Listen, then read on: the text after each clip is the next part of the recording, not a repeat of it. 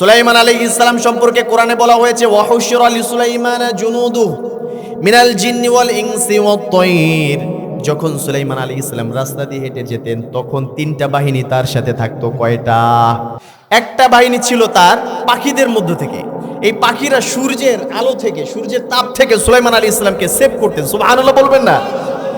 এরপরে আরেকটা বাহিনী ছিল জিনদের বাহিনী। এই জিনেরা সুলাইমানকে গার্ড দিয়ে তারপরে বিভিন্ন জায়গায় নিয়ে যেতেন, যেই কারণে কেউ চাইলেই সুলাইমান আলাইহিস সালামের ক্ষতি করতে পারত না। আরেকটা বাহিনী ছিল মানুষের মধ্য থেকে। এই তিনটা বাহিনী সুলাইমানের সাথে চলাফেরা করত। কত পাওয়ার! এই সম্পর্কে আল্লাহ তাআলা বললেন, ইয়া আইয়ুহান নামলু দুখুলু মাসাকিনাকুম। একদিন সুলাইমান আলাইহিস সালাম রাস্তা দিয়ে যাচ্ছিলেন, এমত অবস্থায় তার সাথে বাহিনীরা সবাই আছে। এমন অবস্থায় একটা পিঁপড়া, মহিলা পিঁপড়া, ওর দলের পিঁপড়াদেরকে বলতেছে যে পিঁপড়ারা সবাই তোমাদের মাসাকিনাকুম, সবাই সবার ঘরের ভিতরে প্রবেশ করো। কোথায় প্রবেশ করো? ঘরের ভিতরে প্রবেশ করো। পিঁপড়ারা প্রশ্ন করলো, কেন প্রবেশ করতে বলতেছো? আমরা তো এখানে খাবার জোগাড় করছি। এমত অবস্থায় ওই পিঁপড়া আবার বলল যে সুলাইমান এখান দিয়ে যাচ্ছে, না বুঝে আমাদেরকে পৃষ্ঠ করে ফেলবে, আমাদেরকে ধ্বংস করে ফেলবে। সুলাইমান তো দেখতে পাবে না হয়তো, বা আমরা তো ছোট, সুতরাং আমাদেরকে ঘরে প্রবেশ করতে হবে। এই কথাটা আল্লাহ তাআলা সুলাইমানের কর্ণকুহর পর্যন্ত পৌঁছায় দিলেন। আল্লাহু আকবার! আল্লাহ তাআলা সুলাইমান আলাইহিস সালামকে প্রত্যেকটা প্রাণীর ভাষা বুঝতে সক্ষমতা দিয়েছিলেন।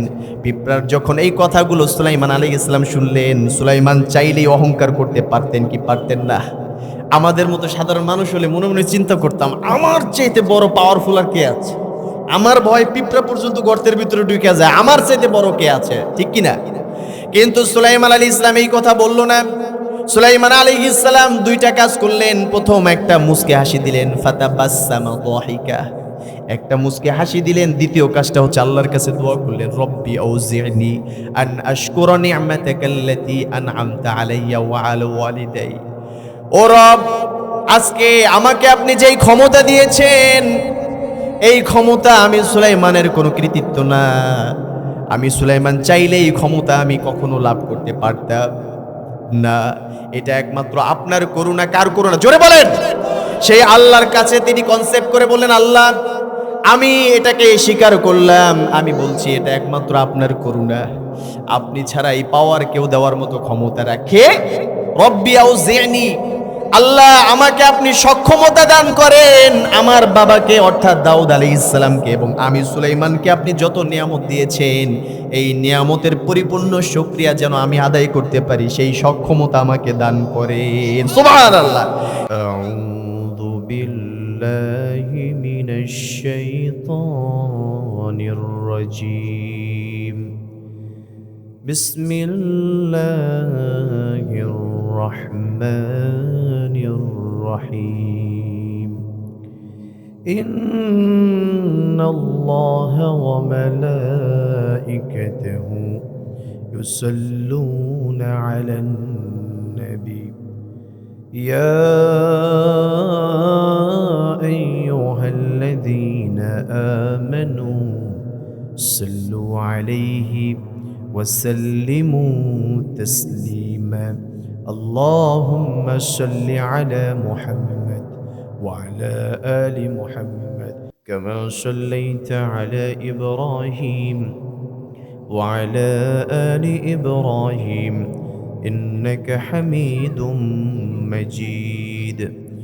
اللهم بارك على محمد وعلى آل محمد كما باركت على إبراهيم وعلى آل إبراهيم إنك حميد مجيد.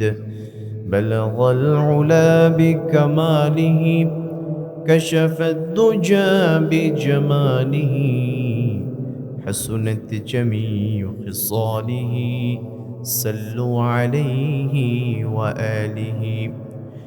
سبحانك لا علم لنا إلا ما علمتنا إنك أنت العليم الحكيم. আপনারা সবাই কেমন আছেন? আমাদেরকে ভালো রাখেন একজন, তিনি কে? যে আল্লাহ সুবহানাহু ওয়া তাআলা আমাদেরকে পবিত্র এই মাহফিলে অংশগ্রহণ করার মতো সুবর্ণ সুযোগ দান করলেন, তার শুকরিয়া আদায় করার দরকার আছে না নেই? হৃদয় উজাড় করে দিয়ে সেই মহান মনিবকে খুশি করার জন্য গলার সমস্ত আওয়াজটুকু ছেড়ে দিয়ে শুকরিয়ার বাণী আদায় করে বলছি আলহামদুলিল্লাহ। আপনাদের এলাকায় আজকের এই মাহফিল হয়েছে, আপনারা কি খুশি নাকি বেজার? আজকে আমরা যেই গ্রন্থ থেকে কথা বলবো, যেই বই থেকে কথা বলবো, যেই কেতাব থেকে কথা বলবো, এই কেতাবটির নাম কি? আল কোরআন। এটা নাজিল করেছে কি মানুষ নাকি আল্লাহ? আল্লাহ তাআলার এই মহিমান্বিত গ্রন্থ থেকে কথা শোনার জন্য আল্লাহ তাআলা আমাদেরকে সুযোগ করে দিয়েছেন। আজকের এই মাহফিল তখনই সফলমণ্ডিত হবে যখন আমরা দলমত নির্বিশেষে হৃদয়ের হিংসা ফাসাদ দূর করে দিয়ে একমাত্র আল্লাহর জন্য, আল্লাহর কোরআনটাকে ভক্তি করে শ্রদ্ধা করে কোরআনের ময়দানে এসে বসে কোরআনের কথা শুনতে পারবো, বাড়ি নিয়ে যেতে পারবো, তখন এই মাহফিল সফল হবে। কি বলেন আপনারা, ঠিক কিনা? আর আমরা যদি এদিক সেদিক সময় নষ্ট করি আর মনে মনে চিন্তা করি তাবাররুক কখন দিবে, তাহলে কি মাহফিল সফল হবে? মাহফিলের মূল মাকসাদ তাবাররুক না, মূল মাকসাদ হচ্ছে কোরআন। কি ভাই, ঠিক বলেছি না? তো আপনারা মাহফিলের আয়োজন করেছেন, এটা আসলে আমাকে হৃদয়ে নাড়া দিয়েছে। আমিরাবাদ বাজার সংলগ্ন মাঠ, আজকে যেখানে মাহফিল হচ্ছে, স্থানীয় যুব কমিটির উদ্যোগে আজকের এই মাহফিল। এটা 25তম মাহফিল। কততম? 25তম মাহফিল। প্রতি বছরই করেন না? প্রতি বছর এই মাহফিলটা চলছে। একটা বিষয় মনে রাখবেন, আমল করা সহজ, কিন্তু এটা ধারাবাহিকতা রক্ষা করা এটা খুব কঠিন। তো এই ধারাবাহিকভাবে চলছে। ভাইয়েরা একটু আগে আমাকে বললেন যে হুজুর, এই মাহফিল যখন শুরু করি তখন আমাদের বড় ভাইয়েরা, আমাদের অনেক সিনিয়ররা, তারা মাহফিল করত, আমরা তখন ছোট ছোট ছিলাম। আস্তে আস্তে সময়ের পরিক্রমায় এখন আমরা দায়িত্ব পালন করি, আস্তে আস্তে আমাদের নেক্সট জেনারেশন দায়িত্ব পালন করবে। আমরা চাই এই মাহফিলটাকে যেন আল্লাহ তাআলা কিয়ামত পর্যন্ত কবুল করেন। আমিনটা আসতে বললেন। কারণ আমাদের দেহে যেমন অসুস্থতা আছে না, ঠিক অনুরকম ভাবে আমাদের হৃদয়েরও অসুস্থতা আছে। আমাদের দুইটা পার্ট, একটা হচ্ছে রুহু আর একটা হচ্ছে দেহ। রুহুর যদি দেহের অসুস্থতা আসে তাহলে আমরা মেডিসিনে ডক্টরের শরণাপন্ন হই। ডাক্তারের কাছে যাওয়ার পরে ডাক্তার আমাকে যেই প্রেসক্রিপশন লিখে দেয়, ওই অনুযায়ী ওষুধগুলো খাই, ট্রিটমেন্ট নেই, আস্তে আস্তে সারিয়ে তোলেন কে? আল্লাহ তাআলা। কিন্তু আপনার রুহু অসুস্থ হয়েছে, তখন কি ডাক্তার এটা সারাতে পারবে? রুহু যদি অসুস্থ হয়ে যায়, এই রুহুর অসুস্থ হওয়ার পরে রুহুটাকে সুস্থ করার জন্য আল্লাহ সুবহানাহু ওয়া তাআলা এই কোরআনটাকে দিলেন। আর আল্লাহ তাআলা বললেন, ওয়ানুনাজ্জিলু মিনাল কুরআনি মা হুয়া শিফাউ ওয়া রাহমাতুল লিল মুমিনিন। আল্লাহু আকবার। আল্লাহ তাআলা বললেন, এই কোরআনটাকে নাজিল করে দিলাম গোলাম, যদি তোমরা কোরআনটাকে আঁকড়ে ধরতে পারো, কোরআনের উপরে তেলাওয়াত করতে পারো, কোরআনের তাফসীর পড়তে পারো, তাফসীর শুনতে পারো, এবং এই কোরআনটাকে যদি কেউ আঁকড়ে ধরতে পারো, ওয়ানুনাজ্জিলু মিনাল কুরআন, আমি কোরআনটাকে নাজিল করেছি মা হুয়া শিফা, এটা হচ্ছে মুমিনের হৃদয়ের যত রোগ রয়েছে প্রত্যেকটা রোগের শিফা, প্রত্যেকটা রোগের ঔষধ। সুবহানাল্লাহ। ওয়া রাহমাতুল লিল মুমিনিন, এবং মুমিনের জন্য এটা রহমত স্বরূপ। সুবহানাল্লাহ বলবেন। তো সেই রহমতের জলসায় আল্লাহ তাআলা আমাদেরকে এনেছেন। সবাই বলছে আলহামদুলিল্লাহ। এই জন্য আল্লাহ সুবহানাহু ওয়া তাআলা কোরআনের আদব আমাদেরকে আগে শিক্ষা দিয়েছেন। আল্লাহ অন্য জায়গায় বলেছেন ফাস্তাঈদ বিল্লাহ, যখন কোরআন তেলাওয়াত করবা তখন সাহায্য চাইবা একজনের কাছে, তিনি কে? আমরাও সেই আল্লাহর কাছে সাহায্য চাই কি চাই না? আল্লাহ ছাড়া আমাদেরকে কেউ সাহায্য করতে পারে নাকি?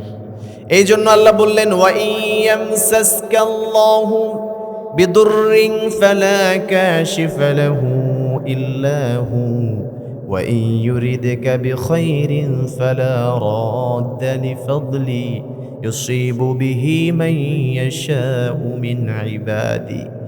এই দুনিয়ার যত প্রাণী রয়েছে সব প্রাণীর রিজিকের দায়ভার কার উপরে? সেই আল্লাহ তাআলা বললেন, ওয়া ইয়ামসাসকাল্লাহু বিদুররিন ফালা কাশিফা লাহু ইল্লা হু, খবরদার, আমি আল্লাহ তাআলা যদি কাউকে ক্ষতি করতে চাই তাহলে তার উপকার কেউ করতে পারে না। আমি আল্লাহ তাআলা যদি কারো উপকার করতে চাই তার ক্ষতিও সবাই মিলে করতে পারবে। যদি জর্জ বুশ চায় তাহলে পারবে? হিলারি ক্লিনটন পারবে? কেউ পারবে না। একমাত্র আল্লাহ সুবহানাহু ওয়া তাআলা ছাড়া আমাদের উপকার ক্ষতি কেউ করতে পারে না। তো সেই আল্লাহ তাআলার সাহায্য চেয়ে আজকে আপনাদের সাথে আমি যেই সূরাটি থেকে কথা বলবো সেই সূরাটির নাম হচ্ছে সূরা আল মুমিনুন। সূরার নাম কি? আল মুমিনুন। মুমিনুন শব্দটা হচ্ছে মুমিনের বহুবচন। মুমিন অর্থ হচ্ছে ঈমানদার। আমরা কি ঈমানদার না? কথা বলতে কষ্ট হয়, একটু ডিস্টার্ব করছি আপনাদেরকে। যদি আমরা সবাই মিলে এখানে চেষ্টা করি এই মাহফিলটাকে আমরা অনেক দূরে এগিয়ে নিয়ে যেতে পারি, আর আপনারা যদি আমাকে একটু হেল্প করেন, একটু কনভারসেশন হয়, একটু কথা বিনিময় হয়, আপনাদের একটু কষ্ট হবে কিন্তু এতে করে আমাদের জন্য অনেক বড় একটা উপকার হবে যে আমরা বুঝতে পারবো আপনারা কি আমাদের কথাগুলো বুঝতে পারছেন কিনা, আমরা কি ঠিকভাবে ডেলিভার দিতে পারছি কিনা। এজন্য আপনাদেরকে একটু কষ্ট করতে হবে, আমরাও চেষ্টা করব। সবাই মিলে যদি চেষ্টা করি আল্লাহ কবুল করবেন, আল্লাহ কবুল করুক, আমিন। সূরা মুমিনুন, সূরা মুমিনুনের আয়াত সংখ্যা হচ্ছে 118টি। এটা মক্কি সূরা, মক্কায় অবতীর্ণ হয়েছিল এবং এই সূরার নাজিলের প্রেক্ষাপট হিসেবে কিছু বিষয় রয়েছে। আরবের আল্লাহদ্রোহী কাফেররা, ওদের ধারণা ছিল যে মুসলমানরা ভুল পথে আছে, আমরা সত্য পথে আছি। কথা বুঝতে পেরেছেন? আমরা সত্য পথে আছি, ভালো পথে আছি। ওদেরকে প্রশ্ন করা হলো, কিভাবে বুঝলি তোরা তোরা যে ভালো পথে আছিস, মুসলমানরা যে ভালো পথে নাই এটা বুঝলা কিভাবে? ওরা বললো, এটার প্রমাণ হচ্ছে আমাদের ঐশ্বর্য। আল্লাহ আমাদের উপর খুশি আছে, আমাদের দেবতারা আমাদের উপরে খুশি আছে, এজন্য আমাদেরকে ভরপুর টাকা কড়ি, সহায় সম্পত্তি, ক্ষমতা সব কিছু আল্লাহ দিয়েছেন। সুতরাং আল্লাহ যদি আমরা সঠিক পথে না থাকতাম তাহলে তো এত কিছু দিত না। যেহেতু দিয়েছে সুখ শান্তি সব কিছু, তার মানে হচ্ছে আমরাই ভালো পথে আছি, আর মুসলমানরা যেহেতু কষ্ট করছে মুসলমানরা অধপতনে আছে। নাউজুবিল্লাহ বলবেন না? এরপরে আল্লাহ তাআলার কাছে যখন মুসলমানরা দোয়া করে বলল, আল্লাহ আরবের কাফেররা নাকি সঠিক পথে রয়েছে, ওদের ঐশ্বর্য রয়েছে, ওদের সম্মান রয়েছে, ওদের সব কিছু আছে, আমরা নাকি কষ্টে আছি, এই জন্য আমরা নাকি ভুল ভ্রান্তির মধ্যে আছি, আপনি আল্লাহ এটার একটা ফয়সালা করে দেন। আল্লাহ তাআলা ফয়সালা করবে কি করবে না? আল্লাহ তাআলা এবার বললেন, কদ আফলাহাল মুমিনুনাল্লাযীনা হুম ফি সলাতিহিম খাশিউন। খবরদার খবরদার, তোমরা যেটা বলছো আসলে তোমাদের কথা সঠিক না, কাফেররা যেটা বলছে তাদের কথা সঠিক না। মূলত প্রকৃত সফল হচ্ছে মুমিনরা। সুবহানাল্লাহ বলবেন না? কার কথা? জোরে বলেন, কার কথা? সে আল্লাহ বলেছেন মানুষের কথা শুনবা না। কদ আফলাহাল মুমিনুন, আমি আল্লাহ তাআলা শুরুতেই বললাম কদ। কদ শব্দের অর্থ হচ্ছে নিশ্চয়তার জন্য, নিশ্চয়ই সফল হয়েছে। কদ আফলাহা, যে সফল হয়ে গেছে, মানে হবে এমন কথা আল্লাহ ব্যবহার করেন নাই। আল্লাহ বলতে পারতেন যে মুমিনরা সফল হবে, মুমিনরা সফল হচ্ছে, এটাও বলতে পারতেন আল্লাহ তাআলা, কিন্তু আল্লাহ তাআলা বলেছেন মুমিনরা সফল হয়ে গেছে। সুবহানাল্লাহ বলবেন না? তার মানে হচ্ছে আমরা যদি মুমিন হতে পারি, সফলতা দান করবেন একজন, তিনি কে? আল্লাহ তাআলা বলেছেন আফলাহা শব্দ ব্যবহার করে তোদেরকে বুঝিয়ে দিলাম সফলতা কারে কয়। আফলাহা শব্দটি হচ্ছে ফালা থেকে এসেছে। ফালা শব্দটা যদি আমরা অনুবাদ করি তাহলে এটার অনেকগুলো অর্থ বের হয়। একটা অর্থ হচ্ছে কল্যাণ, আরেকটা অর্থ হচ্ছে ফাউজুন, সফলতা, আরেকটা অর্থ হচ্ছে বিভিন্ন সমস্যা থেকে পরিত্রাণ পাওয়ার পরে যেটা বলা হয় সেটা হচ্ছে ফালা। আমরা যখন আজান দেই বা মুয়াজ্জিন সাহেব যখন আজান দেয় তখন হাইয়া আলাল ফালাহ শব্দটা বলে কি বলে না? এটার অর্থ হচ্ছে তোমরা কল্যাণের দিকে আসো, মুক্তির দিকে আসো। কারণ কোনো ব্যক্তি যদি নামাজের দিকে যায়, কোনো ব্যক্তি যদি মসজিদের দিকে যায়, তাহলে তার মুক্তির ব্যবস্থা করে দেন একজন, তিনি কে?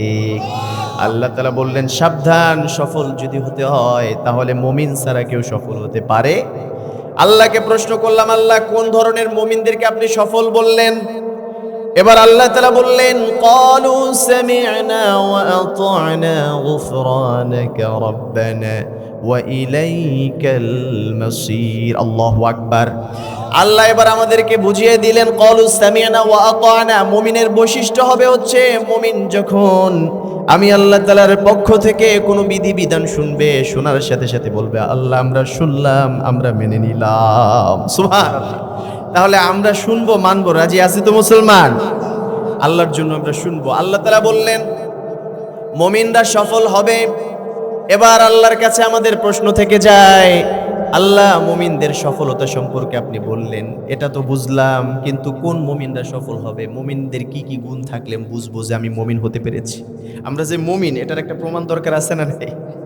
আল্লাহর কাছে বললাম, আল্লাহ কিছু সাইন দিয়ে দেন, কিন্তু সিগনেচার দিয়ে দেন, যেগুলো দেখলে আমরা যাচাই করতে পারবো যে আমরা কি ওই ধরনের মুমিন হতে পেরেছি কিনা, যেই সফলতার কথা আপনি বলেছেন। কারণ এই সফলতার কথা শুধুমাত্র আল্লাহ বলেছেন বিষয়টা এমন নয়। যখন আল্লাহ তাআলা জান্নাতে আদন বানালেন, সূরা তাহার আয়াতের ভিতরে আল্লাহ তাআলা বলেছেন জান্নাতু আদনিন তাজরি মিন তাহতিহাল আনহার খালিদিনা ফিহা। জান্নাতে আদনিনটাকে আল্লাহ তাআলা সাজালেন। আদন জান্নাত থেকে সাজানোর পরে এবার এখানে গাছ দিলেন, ফলের গাছ, ভরপুর ফলের ব্যবস্থা আল্লাহ করে দিলেন। এরপরে আল্লাহ তাআলা ওইটাকে মণিমুক্তা দিয়ে সাজালেন, নহর দিয়ে দিলেন, যা কিছু দরকার ছিল আল্লাহর মনের মাধুরী মিশিয়ে আল্লাহ তাআলা সেটাকে সাজালেন। সাজানোর পরে এবার আল্লাহ তাআলা জান্নাতকে বলল, জান্নাত রে তোরে সাজালাম, এবার তুই একটু কথা বল। আল্লাহু আকবার। জান্নাত সাথে সাথে বলে উঠল, কদ আফলাহাল মুমিনুন। ও আল্লাহ, এই জান্নাত যদি আপনি মুমিনদের জন্য বানিয়ে থাকেন, আমি জান্নাত সাক্ষ্য দিলাম, এই জান্নাতটা স্মরণ যদি মুমিনরা পেয়ে থাকে, তাহলে ওই মুমিনদের সফলতা কেউ ঠেকিয়ে রাখতে পারবে? এই জন্য আমরা জান্নাত চাই কি চাই না? তাহলে আমাদের মুমিন হওয়ার দরকার আছে না নাই? সেই আল্লাহ তাআলা বললেন, যদি মুমিন হতে চাও, মুমিনদের প্রথম একটা বৈশিষ্ট্য থাকবে, সর্বপ্রথম বৈশিষ্ট্য, সেটা হচ্ছে আল্লাযীনা হুম ফি সলাতিহিম খাশিউন। মুমিনদের প্রথম বৈশিষ্ট্য হচ্ছে যখন তারা নামাজে দাঁড়ায়, তারা বিনয়ী অবস্থায় নামাজে দাঁড়ায়। কি অবস্থায়? নাকি অহংকার করে? নামাজে গিয়ে যায় সুন্দরভাবে বুকটাকে টান করে দিয়ে আল্লাহর সামনে অহংকার করে দাঁড়িয়েছে, নামাজ কবুল হবে? আবার নামাজে যাওয়ার সময় সপ্তাহ পরে একদিন নামাজে গেলাম, সারা সপ্তাহ পরে শুধুমাত্র শুক্রবারে মুসলমান হয়ে তারপরে নামাজে গিয়েছি। যখন মুসল্লিরা সবাই আগে আগে প্রবেশ করে মসজিদের ভিতরে ঢুকে গেছে, পেছন থেকে এসে দেখলাম ইমাম মেমের খুতবা শুরু হয়ে গেছে, এখন নামাজে দাঁড়াবে। এমত অবস্থায় জুতাটাকে হাতে নিয়ে আস্তে আস্তে টুকরাতে টুকরাতে মানুষকে ডিঙিয়ে ডিঙিয়ে সামনে যায়। এমন ডাকাত আছে না নাই? ওই রকম ডাকাতি করলে আল্লাহর ঘরে বিনয়ী হওয়া যাবে? আর যদি বিনয়ী কেউ না হয়, তাহলে সে কি মুমিন হতে পারবে? মুমিন হওয়ার প্রথম বৈশিষ্ট্য আল্লাহ বললেন, আল্লাযীনা হুম ফি সলাতিহিম খাশিউন। মুমিন হওয়ার জন্য সর্বপ্রথম বৈশিষ্ট্য থাকতে হবে, তোমাদের নামাজে বিনয়ী হতে হবে। সাহাবারা প্রথম যখন নামাজ আদায় করতেন, প্রথম তো নামাজের সম্পূর্ণ বিধানটা ওইভাবে সবকিছু তারা শিখে গিয়েছে, বিষয়টা এমন না। নবীজি সাল্লাল্লাহু আলাইহি ওয়াসাল্লাম, সবাই বলেন সাল্লাল্লাহু আলাইহি ওয়াসাল্লাম, আল্লাহর হাবিব পর্যায়ক্রমে সবাইকে অ্যাজ এ টিচার, শিক্ষক হিসেবে পর্যায়ক্রমে সবাইকে ইসলামের বিধিবিধান শিখিয়েছেন। কারণ আল্লাহ রাসূলকে আল্লাহ তাআলা দুনিয়াতে মুআল্লিম, শিক্ষক হিসেবে পাঠিয়েছেন। আল্লাহ রাসূল দুনিয়াতে এসে বললেন, বুইসতু মুআল্লিমান, আমাকে আল্লাহ তাআলা জগতের শিক্ষক হিসেবে প্রেরণ করেছেন। সুবহানাল্লাহ। আল্লাহ রাসূল সাল্লাল্লাহু আলাইহি সাল্লাম নামাজ শিক্ষা দিবেন। এর পূর্বে যখন সাহাবারা নামাজ পড়া শুরু করলেন, ওই সাহাবীরা যখন নামাজে দাঁড়ায়, কিছু কিছু সাহাবী আকাশের দিকে তাকিয়ে থাকে। কোন দিকে? এবার আকাশের দিকে তাকানো দেখে আল্লাহ বিধান নাজিল করলেন। নবীজি সাথে সাথে বললেন, ও সাহাবীরা, যখন নামাজের ভিতরে দাঁড়িয়ে যাও, নামাজে বিনয় দরকার আছে না নাই? বিনয় যদি হতে হয়, তাহলে তোমার দৃষ্টি থাকে আকাশ দিকে না, আকাশের দিকে না তাকিয়ে তুমি স্বয়ং সিজদার দিকে তাকিয়ে থাকবা। কোন দিকে? আমরা দাঁড়িয়ে থাকি যখন নামাজে, তখন কোন দিকে তাকাই বলেন তো? আবার যখন রুকুর ভিতরে যাই, তখন দুই পায়ের মাঝখানে থাকার দরকার আছে না নাই? আবার যখন আমরা সিজদায় চলে যাই, তখনও তো পায়ের মাঝখানেও তাকানো যায় না, অন্যদিকে তাকানো যায় না, তখন আমরা তাকাই আমাদের নাকের দিকে। কোন দিকে? নাকের দিকে দৃষ্টি রাখি। আবার যখন বসে থাকি, তখন কোলের দিকে। চার অবস্থায় চারদিকে নজর থাকে। এটা আপনারা বুঝতে পেরেছেন তো ইনশাল্লাহ? নামাজে এদিক সেদিক তাকানো যাবে না। অনেক ভাইয়েরা বুঝে না বুঝে এদিকে তাকায় একবার, এদিকে তাকায় একবার। নামাজ দাঁড়িয়ে রয়েছে আব্দুল কুদ্দুস, ওই দিক দিয়ে আব্দুল জব্বার যায়, দেখে কি করে, জুতা নেয় কি নেয় না। এই দিক দিয়ে আবার দেখে কে ঢুকলো না। আবার এই দিক দিয়ে তাকিয়ে দেখে তার নামাজটাকে কে কে দেখলো না। এরকম ডাকাত আছে না নাই? এরকম করা যাবে? নামাজে আমরা সোজা সুন্দরভাবে বিনয়ী হয়ে আল্লাহর সামনে দাঁড়াবো। বিনয়ী এর তাফসিরের ভিতরে মুফাসসিরিন ইকরাম তারা উল্লেখ করেছেন, বিনয়ী হওয়ার অন্যতম একটা সাইন হচ্ছে সে যখন নামাজে দাঁড়াবে তখন সমস্ত শরীরের অঙ্গ প্রত্যঙ্গগুলোকে ঢিলা করে দিয়ে দাঁড়াবে। সুবহানাল্লাহ বলবেন না? মানে ছেড়ে দিতে হবে, আমার অঙ্গটাকে আমি সুন্দরভাবে একেবারে স্বাভাবিক অবস্থায়, বুক টান করে না, সাজদার দিকে আমার নজরটা থাকলো, আমার শরীরটা আল্লাহর সামনে নত যেন হয়ে গেল। কারণ আমার সামনে দাঁড়িয়ে আছেন একজন, তিনি কে? আল্লাহ আমার সামনে উপস্থিত রয়েছেন। কারণ যখন মুমিন নামাজের মধ্যে দাঁড়ায় সাজদা করে, আল্লাহ তাআলা বললেন আকরাবু মা, আল্লাহর রাসূল সাল্লাল্লাহু আলাইহি ওয়াসাল্লাম বললেন আকরাবু মা ইয়াকুনুল আবদু, যখন আমার বান্দা সাজদায় যায় ওয়া হুয়া সাজিদ, তখন আমার বান্দা সবচাইতে নিকটবর্তী হয়ে যায়। সুবহানাল্লাহ। এজন্য আমরা যখন আল্লাহর সাথে কথা বলি, নামাজ পড়া মানেই তো আল্লাহর সাথে মুনাজাত করা, কথোপকথন করা, কনভারসেশন করা। এখন আল্লাহর সাথে কথা বলা অবস্থা আপনি অন্যদিকে তাকাবেন, এটা কি আল্লাহ তাআলার একটা বরত্বের প্রশ্ন না? তাহলে আমরা আল্লাহর দিকে আদব রক্ষার্থে সুন্দরভাবে হৃদয়টাকে আল্লাহর দিকে ঝুঁকিয়ে দিয়ে নামাজে নিচে তাকালাম, শরীরটাকে ঢিলা করে দিলাম, কণ্ঠটা থাকবে নিচু। কণ্ঠটা কি থাকবে? এখানে যারা ইমাম সাহেবরা আছেন, আইম্মাতুল মাসাজিদ, আপনারা আমার চাইতে অনেক জ্ঞানী অনেক অনেক দিক থেকে, এটা আমি স্বীকার করে নিচ্ছি। তারপরও আলোচনার প্রেক্ষাপটে অনেক কথা বলতে হয়। আমরা অনেক অনেক জায়গায় দেখা গেছে নামাজ পড়তে গেলে দুইজন মুসল্লির সামনে যদি ইমামতি করতে যাই, তখন জোরে সোরে কেরাত শুরু করি। আসলে এরকম না, নামাজে কেরাতটা পড়তে হবে নরম গলায়। কি গলায়? কণ্ঠটা থাকবে নরম। যেমন আপনাদের ইমাম সাহেব কত সুন্দর তেলাওয়াত করলেন, আলহামদুলিল্লাহ বলেন। আপনাদের ইমাম সাহেবের তেলাওয়াতটা কিন্তু অনেক সুন্দর, আপনারা খেয়াল করেছেন? প্রত্যেকটা আয়াতে তিনি থেমে থেমে তারপরে তেলাওয়াত করেছেন। একটা জিনিস মনে রাখবেন, তেলাওয়াতের ভিতরে সুর বড় কথা না, বড় কথা হচ্ছে তেলাওয়াতটা সহি শুদ্ধ হলো কিনা। আল্লাহ তাআলা কি বলেছে সুর না হলে তেলাওয়াত হবে না? আল্লাহ তাআলা বলেছেন ওয়ারাত্তিলিল কুরআনা তারতিলা, যখন কোরআন রিসাইট করবা, কোরআন তেলাওয়াত করবা, তোমার সুর থাকুক চাই না থাকুক, তুমি তারতিলের সাথে সঠিকভাবে নিয়ম কানুন আদায় করে তেলাওয়াত করবা। এই জন্য যখন আমরা ইমামরা নামাজে দাঁড়াবো, বিনয়ের অন্যতম একটা সাইন হচ্ছে তার কণ্ঠটা নিচু স্বরে থাকবে। আমি ইমাম ধরেন দাঁড়ালাম নামাজে, ইমামতি করতেছি, আমাকে খেয়াল রাখতে হবে আমার পেছনে কেমন মুসল্লি আছে, আমার কণ্ঠস্বর কেমনটা দিলে তারা সবাই মোটামুটি শুনতে পারবে, তাদের কান যেন ফেটে না যায়, মোটামুটি শুনতে পারে। এভাবে করে আমার মধ্যম আকৃতির সুর নিয়ে আমি সুন্দরভাবে নামাজটা আদায় করব। কবুল করবেন কে? আর যদি জোরে সোরে কেরাত পড়ি তাহলে নামাজ হবে না, বিষয়টা এমন নয়। নামাজ ঠিকই হয়ে যাবে, কিন্তু কণ্ঠটা নিচু রাখার দরকার ছিল। কণ্ঠটা অনেক বেশি উঁচু করে নামাজ আদায় করা এটা আসলে উচিত না।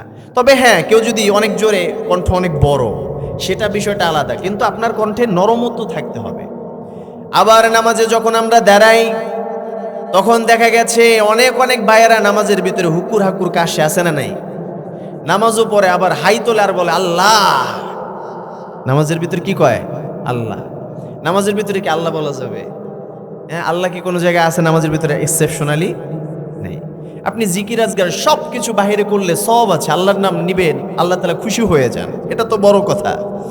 কিন্তু যখন নামাজে দাঁড়িয়ে গেলেন তখন তাকবীরে আমরা তাহরিমা বাঁধি না? তাকবীরে তাহরিমা, তাহরিমা শব্দটা মূলত হচ্ছে এই জন্য বলা হয় আরবিতে যে আমার যাবতীয় কাজগুলোকে, দুনিয়ার সকল হালাল কাজগুলোকে ওই সময়ের জন্য আমি নামাজের জন্য হারাম করে দেওয়া হয়, এই জন্য এটাকে বলা হয় তাকবীরে তাহরিমা। তাকবীরে তাহরিমা পড়ার সময় যখন আমরা আল্লাহু আকবার বলে হাত বাঁধি, এরপর থেকে শুরু করে 2 রাকাত পড়েন, 3 রাকাত পড়েন, 4 রাকাত নামাজ পড়েন, যত রাকাত পড়েন, সর্বশেষ সালাম ফেরানোর আগ পর্যন্ত আপনি অন্য কোনো কাজ করতে পারবেন, একমাত্র নামাজের বিধানই তখন চলবে। তখন আপনি জিকির আজগার অন্যটা ওই যে আল্লাহ বলে ডাক দিবেন জোরে, হাই তুললেন, এগুলো বলাটা ঠিক হবে না। আপনি যখন হামি তুলবেন, হামি তোলার সময় নামাজের ভিতরে এমনিতেই হামি তোলার সময় একটা আদব হচ্ছে এই বাঁ হাতটা, কোন হাত? বাঁ হাতটাকে মুখের কাছে নিবেন, নেওয়ার পরে এই বাঁ হাত দিয়ে সুন্দরভাবে আটকে ধরে তারপরে হামিটাকে কমপ্লিট করবেন, আর পড়বেন লা হাওলা ওয়ালা কুওয়াতা ইল্লা বিল্লাহ। কারণ আমরা যখন হামি তোলার সময় হাত হা করি, অনেক বড় হা করলাম কিন্তু হাত দিই নেই, তখন আমাদের মুখের ভিতরে শয়তান ঢুকতে পারে কি পারে না? শয়তানের জায়গা দেওয়া দরকার আছে, জায়গা দেওয়া যাবে না। এই জন্য রাসূল সাল্লাল্লাহু আলাইহি ওয়াসাল্লাম আমাদেরকে শিখিয়ে দিয়েছেন, যখন তোমরা হামি তুলবা তখন নামাজের ভিতরে হাতটাকে দিয়ে, নামাজের ভিতরে না, হামি তোলার সময় হাতটাকে মুখের কাছে নিয়ে আটকিয়ে তারপরে হামি তুলবা। আল্লাহ তাআলা কবুল করুক, বলেন আমিন। আবার নামাজের মধ্যে যখন আমরা দাঁড়াই, নামাজে থাকা অবস্থায় নামাজের পূর্বে আমরা সুন্দরভাবে মেসওয়াক করি কি করি না? যদি কোনো নামাজি ব্যক্তি নামাজ পড়ার আগে যদি মেসওয়াক করে নামাজ আদায় করে, ওই নামাজের সওয়াব অনেক গুণ বৃদ্ধি করে দেন আল্লাহ তাআলা। সুবহানাল্লাহ বলবেন না? তবে কেউ যদি মেসওয়াক না করে নামাজ হয়ে যাবে, কিন্তু কেউ যদি ধূমপান করলো, মাত্র সিগারেটটারে সুন্দর করে ধরাইয়া তারপরে মসজিদের ভিতরে গেছে, যাওয়ার পরে হাই তোলা শুরু করলো, পাশের মুসল্লি যদি সিগারেট খাওয়ায় অভ্যস্ত না হয়, সে যদি এই গ্রানটা নিতে অভ্যস্ত না হয়, টিকতে পারবে? কষ্ট হবে না? ফেরেশতারা আছে না আমাদের সাথে? আমাদের গোটা বডিটা আল্লাহ তাআলা পরিচালনা করেন ফেরেশতার মাধ্যমে। এই যে আমরা নিঃশ্বাস নিচ্ছি না, আমাদেরকে অক্সিজেন সাপ্লাই করার জন্য আল্লাহ তাআলা ফেরেশতা নিয়োগ দিয়েছেন। আবার আমরা যখন সামনে চলি পেছনে চলি, আমাদের সামনে পেছনে অনেক ফেরেশতাদেরকে আল্লাহ তাআলা নিয়োগ দিয়ে রেখেছেন। বলেন আলহামদুলিল্লাহ। আল্লাহ বললেন মা ইয়ালফিযু মিন কাওলিন ইল্লা লাদাইহি রাকীবুন আতীদ। আমার গোলামেরা, যখন তোমরা চলাফেরা করো সাবধান হয়ে যাও, কথা বলার সময় হিসাব নিকাশ করে কথা বলবা। কারণ যখন কোনো ব্যক্তি কথা বলে, সাথে সাথে তার মুখ থেকে একটা শব্দ বের হলে সেই শব্দটাকে আমার ফেরেশতারা রেকর্ড করে ফেলে। আবার অন্য জায়গায় আল্লাহ বললেন বাইনা আইদিহিম ওয়া মা খালফাহুম, মানুষের সামনে পেছনে বিভিন্ন দিক থেকে আল্লাহ তাআলা ফেরেশতা নিয়োগ করে দিয়েছেন। এই জন্য আমাদের সাথে থাকা ফেরেশতারা আমাদেরকে সহায়তা করে একজনের হুকুমে। তিনি কে? সেই আল্লাহ তাআলা আমাদের জন্য ফেরেশতা পাঠালেন। আর ফেরেশতারা সবচেয়ে বেশি কষ্ট পায় নাপাক বস্তুতে, গন্ধের বস্তু, দুর্গন্ধ যেগুলো, এগুলো ফেরেশতা সহ্য করতে পারে না। ফেরেশতারা পাক পবিত্র, সুঘ্রাণ, আপনি আতর নেন, অনেক পছন্দ করে ফেরেশতারা। আপনি আপনার ময়লাটাকে ধুয়ে ফেলেন, যখন আপনার মুখের মধ্যে যদি ধূমপান করার কারণে গন্ধ হয়ে যায়, তখন ফেরেশতারা কষ্ট পায়। আর ফেরেশতারা কষ্ট পায়, এটা আল্লাহ তাআলা চায় না। তাহলে নামাজে দাঁড়ানোর আগে যারা ধূমপান করেন, তারা সুন্দরভাবে মুখটাকে পরিষ্কার করে তারপরে নামাজে দাঁড়াবেন। করা যাবে না ইনশাআল্লাহ? আচ্ছা, এরপরে আল্লাহ তাআলা এজন্য বললেন আল্লাযীনা হুম ফি সলাতিহিম খাশিউন, ওই ব্যক্তিরা মুমিন যাদের নামাজের ভিতরে তারা বিনয়ী। তাহলে আমরা নামাজের ভিতরে বিনয়ী হতে পারবো তো ইনশাআল্লাহ? মনে মনে অনেকে চিন্তা করে, হুজুর নামাজে বিনয়ী হওয়া তো দূরের কথা, নামাজ দিতে পড়ি না। আছে না নাই? নামাজে বিনয়ী তো নামাজে অ্যাটেন্ড করলে পরে না বিনয়ী হবে, নামাজে ধারে কাছে যায় না, বিনয়ী হওয়া যাবে? এই জন্য একটা জিনিস মনে রাখতে হবে, এই পৃথিবীতে আল্লাহ তাআলা আপনাকে আমাকে এখন সবচেয়ে বড় বিগ অপরচুনিটি, সবচেয়ে বড় অফার দিয়েছেন যে নামাজ এখন পড়। সবার সক্ষমতা আছে, চাইলে আমরা সেজদা দিতে পারি না? কিয়ামতেও আল্লাহ বলবেন ইয়াউমা, আল্লাহ তাআলা বলবেন যে তোমরা সাজদা করো। তো সাজদা করতে যখন কিয়ামতের দিন বলবেন ইয়াউমা ইউকশাফু আন সাকি ওয়া ইউদআউনা ইলা সুজুদ ফালা ইস্তাতিউন, অনেক বান্দারা যারা সৌভাগ্যবান, দুনিয়াতে যারা সিজদা করেছিল, এক বাক্যে তারা আল্লাহু আকবার বলে সিজদায় চলে যাবে, আল্লাহু আকবার। কিন্তু কোন মানুষ সিজদা করতে চাইলেও পারবে না। পরেও যখন সিজদা করতে পারবে না, তখন আল্লাহ তাআলা এবার প্রশ্ন করবেন তোরা সিজদা দিলি না কেন, তোদের কি সমস্যা? চোখটা নিচু হয়ে যাবে। ইয়াউমা ইউকশাফু আন সাকি ওয়া ইউদআউনা ইলা সুজুদি ফালা ইস্তাতিউন খাশিআতান আবসারুহুম তারহাকুহুম জিল্লা, ভয়ে মাথাটা নত হয়ে যাবে, মুখটাকে লজ্জিত অবস্থায় বলতে থাকবে আল্লাহ দুনিয়াতে সাজদা দেওয়ার মতো সক্ষমতা দিয়েছিলেন, দুনিয়ায় আমাদের মাজাটা বাঁকা হতো, মেরুদণ্ডটা বাঁকা হতো, কিন্তু এখন তো সাজদা দেওয়ার জন্য সবার মতো করে চেষ্টা করলাম, সর্বোচ্চ চেষ্টা করার পরেও সাজদা দিতে পারলাম না। কারণটা কি? আমাদের ব্যাকবোন, আমাদের হাড়, এটা তো বাঁকা হচ্ছে না, কারণটা কি? এটা ব্যান্ড করতে পারছি না। তখন আল্লাহ তাআলা বলবেন দুনিয়াতে সাজদা দিয়েছিলিস, দুনিয়াতে তো তোদেরকে ওয়াহুম সালিমুন, সাজদা দেওয়ার জন্য যতটুকু সুস্থতা দরকার সবটুকুই দিয়েছিলাম, দুনিয়া ওই সুযোগ পেয়ে সাজদা দিয়েছিলি? তখন ব্যক্তি বলবে আল্লাহ দেই নাই। সাথে সাথে আল্লাহ বলবেন এখান থেকে দূর হয়ে যা, কারণ যারা দুনিয়ায় থাকতে আমি আল্লাহ তাআলাকে সাজদা করতে পারে নাই, তারা আখিরাতেও করতে পারবে না, এখান থেকে বের হয়ে জাহান্নামে চলে যা। নাউযুবিল্লাহ বলেন। এজন্য আমরা কি জাহান্নামে হতে চাই নাকি জান্নাতি হতে চাই? যদি জান্নাতি হতে চাই তাহলে দুনিয়ায় সাজদা করতে হবে। রাজি আছেন তো? আল্লাহ তাআলার জন্য এই সুস্থতার নিয়ামত সর্বদিন থাকবে, সব সময় থাকবে না। অনেকে মনে করে আজীবন মনে হয় এরকম জোর থাকবে। বিশেষ করে আমরা যারা যুবকরা আছি, আমাদের অনেকের ধারণা যে আমার এই যৌবন, এই শক্তি, এইগুলো সারা জীবনই মনে হয় স্থায়ী থাকবে। অমুক চাচাটা যদিও চাচা বুড়া হয়ে গেছে, আমার মনে হয় বুড়া হতে অনেক সময় লাগবে। কিন্তু বিষয়টা কেমন? আল্লাহ তাআলা বলেছেন আল্লাহুল্লাযী خلقكم من ضعف ثم جعل من بعد ضعف قوة ثم جعل من بعد قوة ضعفا وشيبا আমি আল্লাহ তাআলা সর্বপ্রথম তোমাদেরকে বানালাম দুর্বল হিসেবে, এরপরে আবার তোমাদের দেহের মধ্যে শক্তি সঞ্চার করলাম, আস্তে আস্তে করে সময়ের পরিক্রমায় আবারও তোমাদেরকে দুর্বল বানিয়ে বৃদ্ধ বানিয়ে তারপরে আমি আল্লাহ তাআলার কাছে ফিরিয়ে আনি। সুবহানাল্লাহ বলেন। এই জন্য শক্তি থাকতে এই সুযোগ কাজে লাগানো দরকার আছে না নেই? এই জন্য আল্লাহ বললেন নামাজ পড়ো, সাজদা করো, রুকু করো, কারণ ওয়ারকাউ ওয়াসজুদু ওয়াবুদু রাব্বাকুম ইয়া আইয়ুহাল্লাযীনা আমানু রুকউ ওয়াসজুদু ওয়াবুদু রাব্বাকুম ওয়াফআলুল খায়রা লাআল্লাকুম তুফলিহুন। ইমানদাররা যদি ইমানদার দাবি করো তাহলে রুকু করো, সাজদা করো, আল্লাহ তাআলা কবুল করবেন কি করবেন না? আল্লাহ তাআলা রুকুকারীদের, সাজদাকারীদের প্রশংসাও করেছেন। সুবহানাল্লাহ বলবেন না? আল্লাহ তাআলা সাজদাটাকে এত বেশি প্রিফার করেন, এত বেশি ভালোবাসেন যে গোটা কোরআনের ভিতরে আল্লাহ তাআলা 114টা সূরা দিয়েছেন। এর ভিতরে একটা অন্যতম সূরা আছে যে সূরার নামই হচ্ছে সাজদা। সূরার নাম কি? সাজদা। আল্লাহ তাআলা সাজদাকারীদেরকে ভালোবেসে প্রশংসা করেছেন এই সূরার 15 নম্বর আয়াতে। আল্লাহ তাআলা বললেন ইন্নামাল মুমিনুনা বিআয়াতিনা ইযা যুক্কিরু বিহা খাররু সুজদান ওয়া সাব্বাহু বিহামদি রাব্বিহিম। আমার ইমানদার যারা দাবি করো, প্রকৃত অর্থে তারাই ইমানদার যারা আমার কথা শোনার সাথে সাথে, আমার আয়াত শোনার পরপরই আমার জন্য বিনয়ী হয়ে সাজদায় অবনত হয়ে যায়। সুবহানাল্লাহ বলেন। এই জন্য আল্লাহকে সাজদা করলে প্রশংসা করেছেন একজন, তিনি কে? আল্লাহ আবার বললেন সীমাহুম ফি উজুহিহিম মিন আথারিস সুজুদ। আমার বান্দারা যখন সাজদা করতে করতে তাদের একটি বৈশিষ্ট্য হলো সীমাহুম, তাদের চেহারার মধ্যে সাজদার একটা সাইন দিয়ে দেয়। আল্লাহ বললেন তাদের চেহারার মধ্যে সাজদার চিহ্ন পড়ে যায়। চিহ্নটা পড়লে কতটুকু লাভ আমরা দেখি আসেন। যেই ব্যক্তি একবার সাজদা করেছে ইমানদার অবস্থায়, কিয়ামতের ময়দানে আল্লাহ তাআলা জান্নাতীদেরকে জান্নাতে নিয়ে যাবেন, জাহান্নামীদেরকে জাহান্নামে নিয়ে যাবেন। এমত অবস্থায় ফেরেশতাদেরকে বলবেন, ফেরেশতারা আর কেউ কি বাকি আছে? বলবে আল্লাহ কেউ বাকি নাই। আল্লাহ তাআলা এবার বলবেন আমি জান্নাতীদেরকে জান্নাত দিলাম, এটা আমার আনন্দের বিষয়। সুবহানাল্লাহ বলবেন না?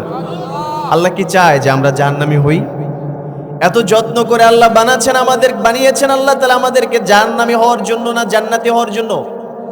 আল্লাহ তাআলা বলবেন ফেরেশতাদেরকে, ও ফেরেশতারা, আমার গোলামদেরকে আমি এত আদর যত্ন করে দুনিয়াতে পাঠিয়েছিলাম, সব কিছুর ব্যবস্থা করেছিলাম জান্নাতি হওয়ার জন্য, জাহান্নামী হওয়ার জন্য নয়। জাহান্নামে যে গোলামগুলো চলে গেছে ওদের কাছে যাও, গিয়ে এবার দেখো তাদের হৃদয়ের মধ্যে, যাদের হৃদয়ের মধ্যে ছিটে ফোঁটা ইমানের ফোঁটা পাওয়া যায়, সরিষা পরিমাণ ইমান পাওয়া যায়, যার্রা পরিমাণ ইমান পাওয়া যায়, তাদেরকে বাছাই করে করে জাহান্নাম থেকে জান্নাতের দিকে নিয়ে আসো। সুবহানাল্লাহ বলবেন না? এবার ফেরেশতারা তাদেরকে আনবেন, সর্বপ্রথম জাহান্নাম থেকে কিছু মানুষদেরকে আনবেন, আল্লাহকে বলবেন আল্লাহ এদেরকে বাছাই করলাম, এদের হৃদয়ের ভিতরে কিছুটা ইমানের ছিটে ফোঁটা পাওয়া যায়। ফেরেশতারা লক্ষ্য করবে যে জাহান্নামের অগ্নিশিখার মধ্যে পড়ে সমস্ত শরীরটা ধ্বংস হয়ে গিয়েছে। আল্লাহু আকবার। একমাত্র শরীরের একটা মেজর অংশ, আমাদের যে চেহারাটা রয়েছে, যারা ইমানদার অবস্থায় একবার আল্লাহকে সাজদা করেছে, এই চেহারাটা যা আল্লাহর সামনে যারা নত করেছে তাদের এই চেহারাটা পুরবে না। সুবহানাল্লাহ বলবেন না? ফেরেশতারা এবার বলবে আল্লাহ সমস্ত দেহটা, বডিটা পুরে ছাই হয়ে গেল, কিন্তু চেহারাটা যে পুরল না, কপালটা যে পুরা বাকি রইল, এটা কি হয়েছে? তখন আল্লাহ তাআলা বলবেন ফেরেশতারা আমার এই গোলামরা সাজদা দিয়েছে, যে ব্যক্তি সাজদা দিয়েছে ইমানদার অবস্থায় ওই ব্যক্তির কপাল কখনো পুড়তে পারে না। সুবহানাল্লাহ বলেন। এই জন্য আমরাও যদি জাহান্নাম থেকে বাঁচতে চাই সাজদা দেওয়ার দরকার আছে না নেই? আল্লাহ তাআলা আমাদের সবাইকে নামাজি হিসেবে, বিনয়ী নামাজি হিসেবে কবুল করুন। সবাই বলি আমিন। আলী রাদিয়াল্লাহু তাআলা আনহু, আল্লাহর হাবিব সাল্লাল্লাহু আলাইহি ওয়াসাল্লামের সাথে আল্লাহর নবী এক সাহাবীর দিকে তাকিয়ে রইলেন অবলোকনে। ওই সাহাবী নামাজ আদায় করতেছে। আল্লাহর হাবিব সাল্লাল্লাহু আলাইহি ওয়াসাল্লাম লক্ষ্য করলেন নামাজের মধ্যে সাহাবী সুন্দরভাবেই নামাজ আদায় করছিল। হঠাৎ ওই লোকটা নামাজের ভিতরে এরকম করে দাড়িটাকে এরকম করে নাড়াচাড়া করছে। এরকম অনেকের অভ্যাস আছে না, নামাজের ভিতরে এরকম করতেছে, কিন্তু এটা তো নামাজের কোনো বিধান না।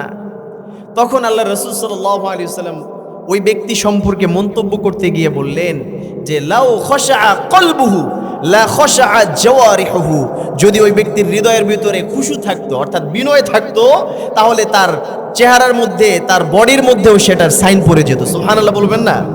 তার মানে হচ্ছে আমার হৃদয় থেকে যদি আল্লাহকে ভয় করি তাহলে এরকম কেউ নামাজের ভিতরে হেলাধুলা করবে, এদিক এদিক করবে? নামাজের ভিতরে যদি বডিটাকে পশ্চিম দিকে কেবলা দিকে আর কি, আমাদের বডিটা কেবলা দিকে থাকার দরকার না? এখন যদি এরকম হেলাধুলা করি তাহলে কেবলা থেকে যদি অন্য দিকে চলে যায় নামাজই তো ভেঙে যাবে। কি বলেন আপনারা? নামাজই তো থাকবে না। এই জন্য নামাজের ভিতরে এদিক সেদিক কোনো কাজ করা যাবে না, অতিরিক্ত কিছু করা যাবে না। অনেক কষ্ট হলে এক হাত দিয়ে সেটা সমাধান করার চেষ্টা করতে হবে সংক্ষিপ্তভাবে, সেটাও লং করা যাবে না। চুলকানি আইছে, 3টা চুলকানি দেওয়া যায়, একটা দিলেও হয়ে যায়। কয়টা দিমু? হ্যাঁ, 5টা 6টা মজা লাগে এই জন্য না? একটা দিতে হবে, একটা দিয়ে ওইটারে নিবারণ করে ধৈর্য ধরে নামাজে আল্লাহর জন্য ধৈর্য ধরতে হবে, ধৈর্যের পরিচয় দিতে হবে। কারণ ধৈর্যশীলদেরকে পছন্দ করেন একজন, তিনি কে? সেই আল্লাহ তাআলা বললেন যদি মুমিন হতে চাও আল্লাযীনা হুম ফি সালাতিহিম খাশিউন, তাহলে নামাজের মধ্যে বিনয়ী হওয়ার দরকার আছে না নেই? এরপরে আল্লাহকে প্রশ্ন করলাম, আল্লাহ নামাজের কথা বুঝলাম, নামাজে বিনয়ী হলাম, এখন মুমিনের আর কোনো বৈশিষ্ট্যের দরকার আছে নাকি?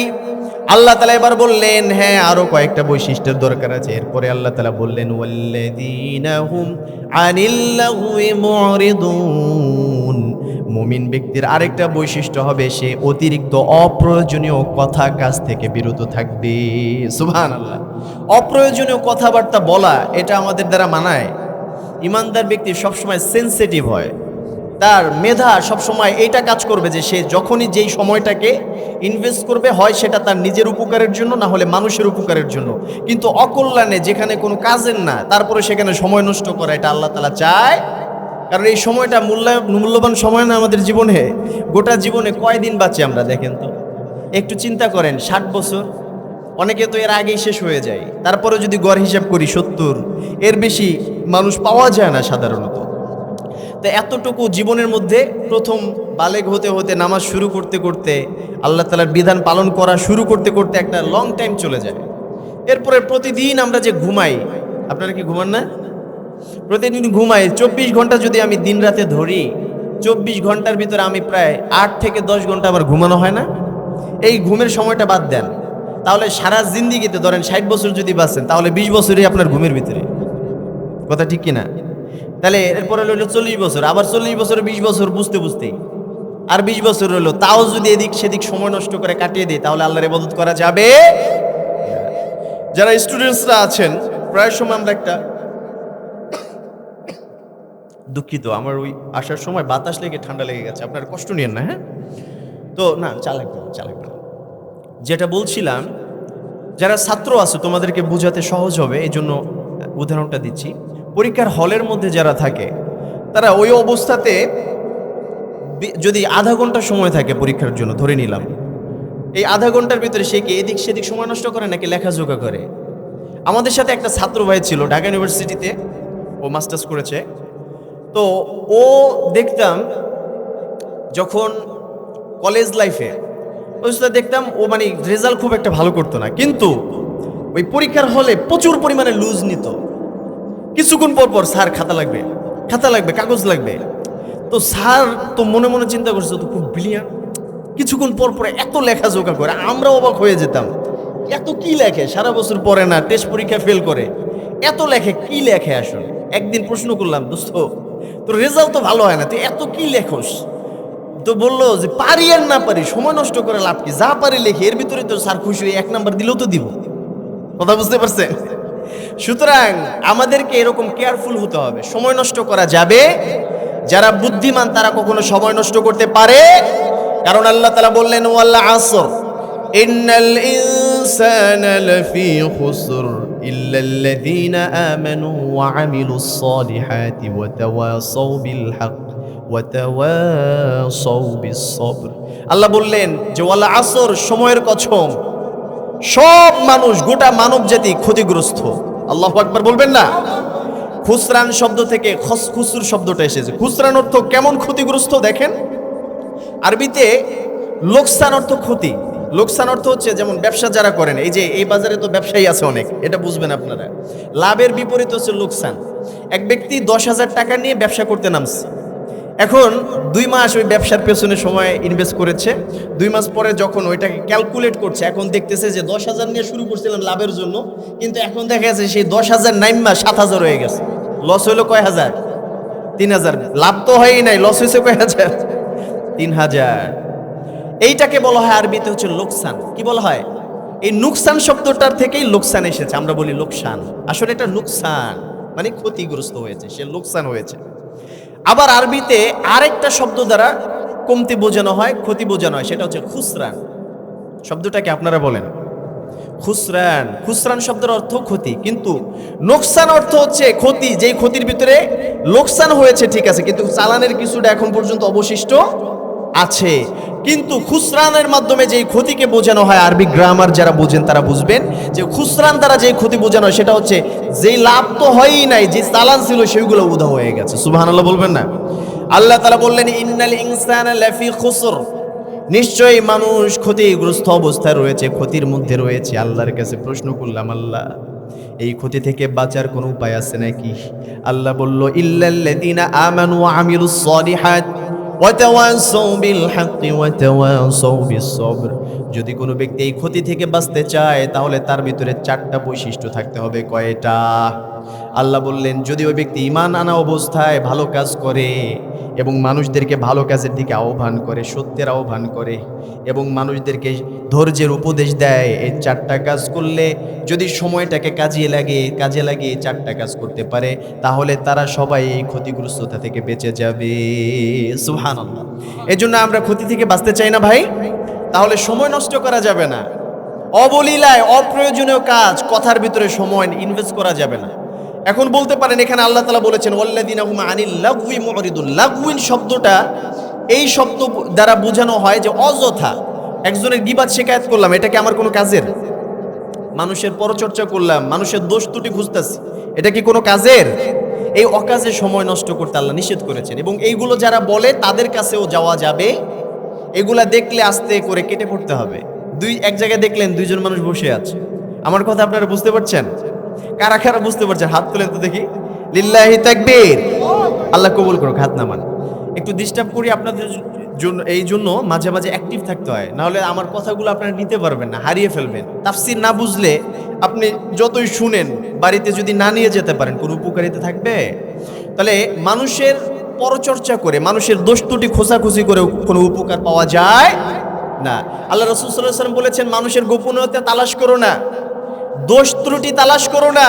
তুমি যদি তোমার মুসলমান ভাইয়ের দোষ ত্রুটি গোপন রাখতে পারো, মান সাতারা মুসলিমান সাতারাহুল্লাহু ফিদ দুনিয়া ওয়াল আখিরা, কেউ যদি কোনো অপর মুমিন ব্যক্তির দোষ ত্রুটি গোপন রাখে, জানে, ফ্লাশ করে না, ওটাকে গোপন রাখলো, আল্লাহ তাআলা কিয়ামতের দিন এবং দুনিয়াতে তার দোষ ত্রুটিকে গোপন রাখবেন। সুবহানাল্লাহ বলবেন না?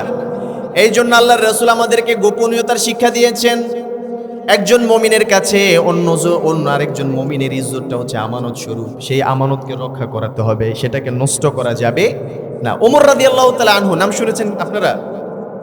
ওমর ফারুক রাদিয়াল্লাহু তাআলা আনহু, তিনি রাতের আধারে একটা দেওয়ালের অপোজিট সাইড থেকে শুনতে পেলেন একটা পুরুষের গুনগুন শব্দ শোনা যায়, গুনগুনানি শব্দ। কাছে গিয়ে কান পাতলেন। এবার ওমর দেখলেন যে গুনগুনানি শব্দটা আসে সেটা কোনো সাধারণ শব্দ না, ভিতর থেকে কে যেন গান গাইতেছে, অশ্লীল ভাষায় গান বাজনা করছে। ওমর রাদিয়াল্লাহু তাআলা আনহু দেওয়ালটাকে টপকে গিয়ে ভিতরে চলে গেলেন। গিয়ে দেখলেন শুধুমাত্র গান গাচ্ছে, বিষয়টা এমন নয়, ওই ব্যক্তি নেশাগ্রস্ত অবস্থায় নেশা করতেছে, নেশা দ্রব্য এগুলো মাদক পান করতেছে, মাদক গ্রহণ করছে এবং সামনে নর্তকীরা নাচতেছে। নাউজুবিল্লাহ বলবেন না? নারী নিয়ে বেহাইয়াপনাও করছে, নেশাও করতেছে। ওমর রাদিয়াল্লাহু তাআলা আনহু দেখে টকবগিয়ে রাগ হয়ে গিয়েছে। এবার ওমর রাদিয়াল্লাহু তাআলা আনহু রাগ করলেন আর বললেন, তোর এত বড় সাহস, আমার রাজ্যের মধ্যে এত বড় অপরাধ করিস? তখন ওমর রাদিয়াল্লাহু তাআলা আনহুর কথার জবাবে বলল ওই লোকটি, ওমর একটু থামো, আমার একটা কথা আছে, আমি না হয় ভুল করেছি একটা, কয়টা? কিন্তু তুমি 3টা ভুল করেছো, 3টা ভুল করার জন্য তোমাকে আগে জবাবদিহিতা করতে হবে। ওমর রাদিয়াল্লাহু তাআলা বলে, খাইছে, কি বলিস? আমি 3টা ভুল করেছি, কি ভুল করলাম? এবার ওই লোকটি বলল, ওমর 3টা ভুলের কথা শোনো। সর্বপ্রথম ভুল করেছিলা আল্লাহ তাআলা বিধান দিয়েছেন, রাসূল সাল্লাল্লাহু আলাইহি ওয়াসাল্লাম আমাদেরকে শিখিয়েছেন, যখন কোনো ঘরে প্রবেশ করতে হয় তখন দরজা দিয়ে প্রবেশ করতে হয়। কোন দিক দিয়ে? দরজা দিয়ে। তুমি দরজা দিয়ে প্রবেশ না করে তুমি ডিগিয়ে দেয়াল টপকে তারপরে প্রবেশ করেছো, এটা একটা ভুল। কয়টা? এরপরে ওমর রাদিয়াল্লাহু তাআলা বলল, বুঝতে পারলাম, দ্বিতীয়টা বল। ওই লোকটার সাথে সাথে বলল, ওমর, আল্লাহর রাসূল আমাদেরকে শিখিয়েছেন, তোমার কি মনে নাই? রাসূলুল্লাহ বলেছেন, যদি কোনো ব্যক্তি কারো ঘরের ভিতরে প্রবেশ করে তাহলে ওই ব্যক্তির প্রবেশের আগে অনুমতি নেওয়ার দরকার আছে না নাই? আল্লাহ তাআলা সূরা নূরের মধ্যে বললেন, লা তাদখুলু বুয়ুতান গায়রা বুয়ুতিকুম হাত্তা তাস্তানিসু। অনুমতি নেওয়ার আগ পর্যন্ত অন্য কারো ঘরের ভিতরে প্রবেশ করা যাবে না। কথাটা কার? আল্লাহর নাকি মোল্লার? আল্লাহর কথা। তা আল্লাহর কথা তুমি পালন করো না ওমর, তুমি দ্বিতীয় ভুল এটা করেছো। এরপরে ওমর রাদিয়াল্লাহু তাআলা আনহুর মাথাটা নত হয়ে গেল। এবার লোকটি ৩ নাম্বার ভুলের কথা বর্ণনা দিতে গিয়ে বলল, ওমর, তুমি কি শোনো নাই রাসূলুল্লাহ বলেছেন কখনো কোনো মানুষের দোষ ত্রুটি তালাশ করো না। তুমি আমার দোষ খোঁজার জন্য ওত পেতে থেকেছো, দেয়ালে কান দিয়েছো, এটা হচ্ছে তোমার ৩ নাম্বার অপরাধ। আমার একটা অপরাধের জন্য যদি শাস্তি দিতে হয়, সবার প্রথম তুমি ওমর তোমার ৩টা ভুলের প্রায়শ্চিত্ত করে তারপরেই করতে হবে। আল্লাহু আকবার। ওমর রাদিয়াল্লাহু তাআলা আনহু সাথে সাথে লোকটাকে ছেড়ে দিল। নিজের ভুল বুঝতে পেরে নিজে তাওবা করলেন এবং বললেন, ও সাহাবী ভাই, তুমি আমার ভুল ভাঙিয়ে দিয়েছো, সুতরাং আমার কাছে ওয়াদা করো, আমি ওমর যেই ভুল করেছি এগুলো করব না, কিন্তু তুমিও ভবিষ্যতে এই ভুলগুলা করবা না, আমাকে বলো। ওই লোকটা বলল, ঠিক আছে ওমর, যদি তুমি এবারের মতো আমাকে ক্ষমা করে দাও তাহলে ভবিষ্যতে আমি এই ভুল দ্বিতীয়বার আর করব না। সুবহানাল্লাহ। তাহলে ইসলামের একটা শিক্ষা হচ্ছে কারো দোষ ত্রুটি খোঁজা যাবে। কথা বুঝতে পেরেছেন? কাউকে খোঁজাখুঁজি করবেন, আপনার জন্য খোঁজাখুঁজি করবেন একজন, তিনি কে? আপনি খোঁজাখুঁজি করে দোষ ত্রুটি পাইতেও পারেন, নাও পাইতে পারেন, কিন্তু আল্লাহ যদি কারো ভুল ধরতে চান তাহলে ভুল ধরতে পারবেন না। প্রিয় ভাইয়েরা আমার, কারো ভুল ত্রুটি ধরবো না, এগুলো হচ্ছে লাগুন, অর্থাৎ অযথা অপ্রয়োজনীয় কাজ। অপ্রয়োজনীয় কথা বলা যাবে না, গালিগালাজ করা যাবে। অনেকে আছে গ্রামগঞ্জে বন্ধু বন্ধুরে ভালো কথা বললেও একটা গাল দিয়ে বলে, আসে না নাই? এই গালি গালাজ করা যাবে না। কেউ যদি গালি দেয় এর বিপরীতে গালি দেওয়া যাবে না। আল্লাহ তাআলা বলেছেন, যদি তোমাকে কেউ গালি দেয়, তোমার সাথে যদি কেউ অসৎ আচরণ করে, তাহলে এর বিনিময়ে তুমি তার সাথে অসৎ আচরণ করো না। যদি তোমার সাথে কেউ মন্দ করে তাহলে ভালো দিয়ে সেটার প্রতিবাদ করো, কারণ ভালো আর মন্দ কখনো সমান হতে পারে। এই জন্য ভালোর পক্ষে থাকতে হবে। কেউ গালি দিয়েছে, গালি দেওয়া যাবে, এগুলো অপ্রয়োজনীয় কাজ।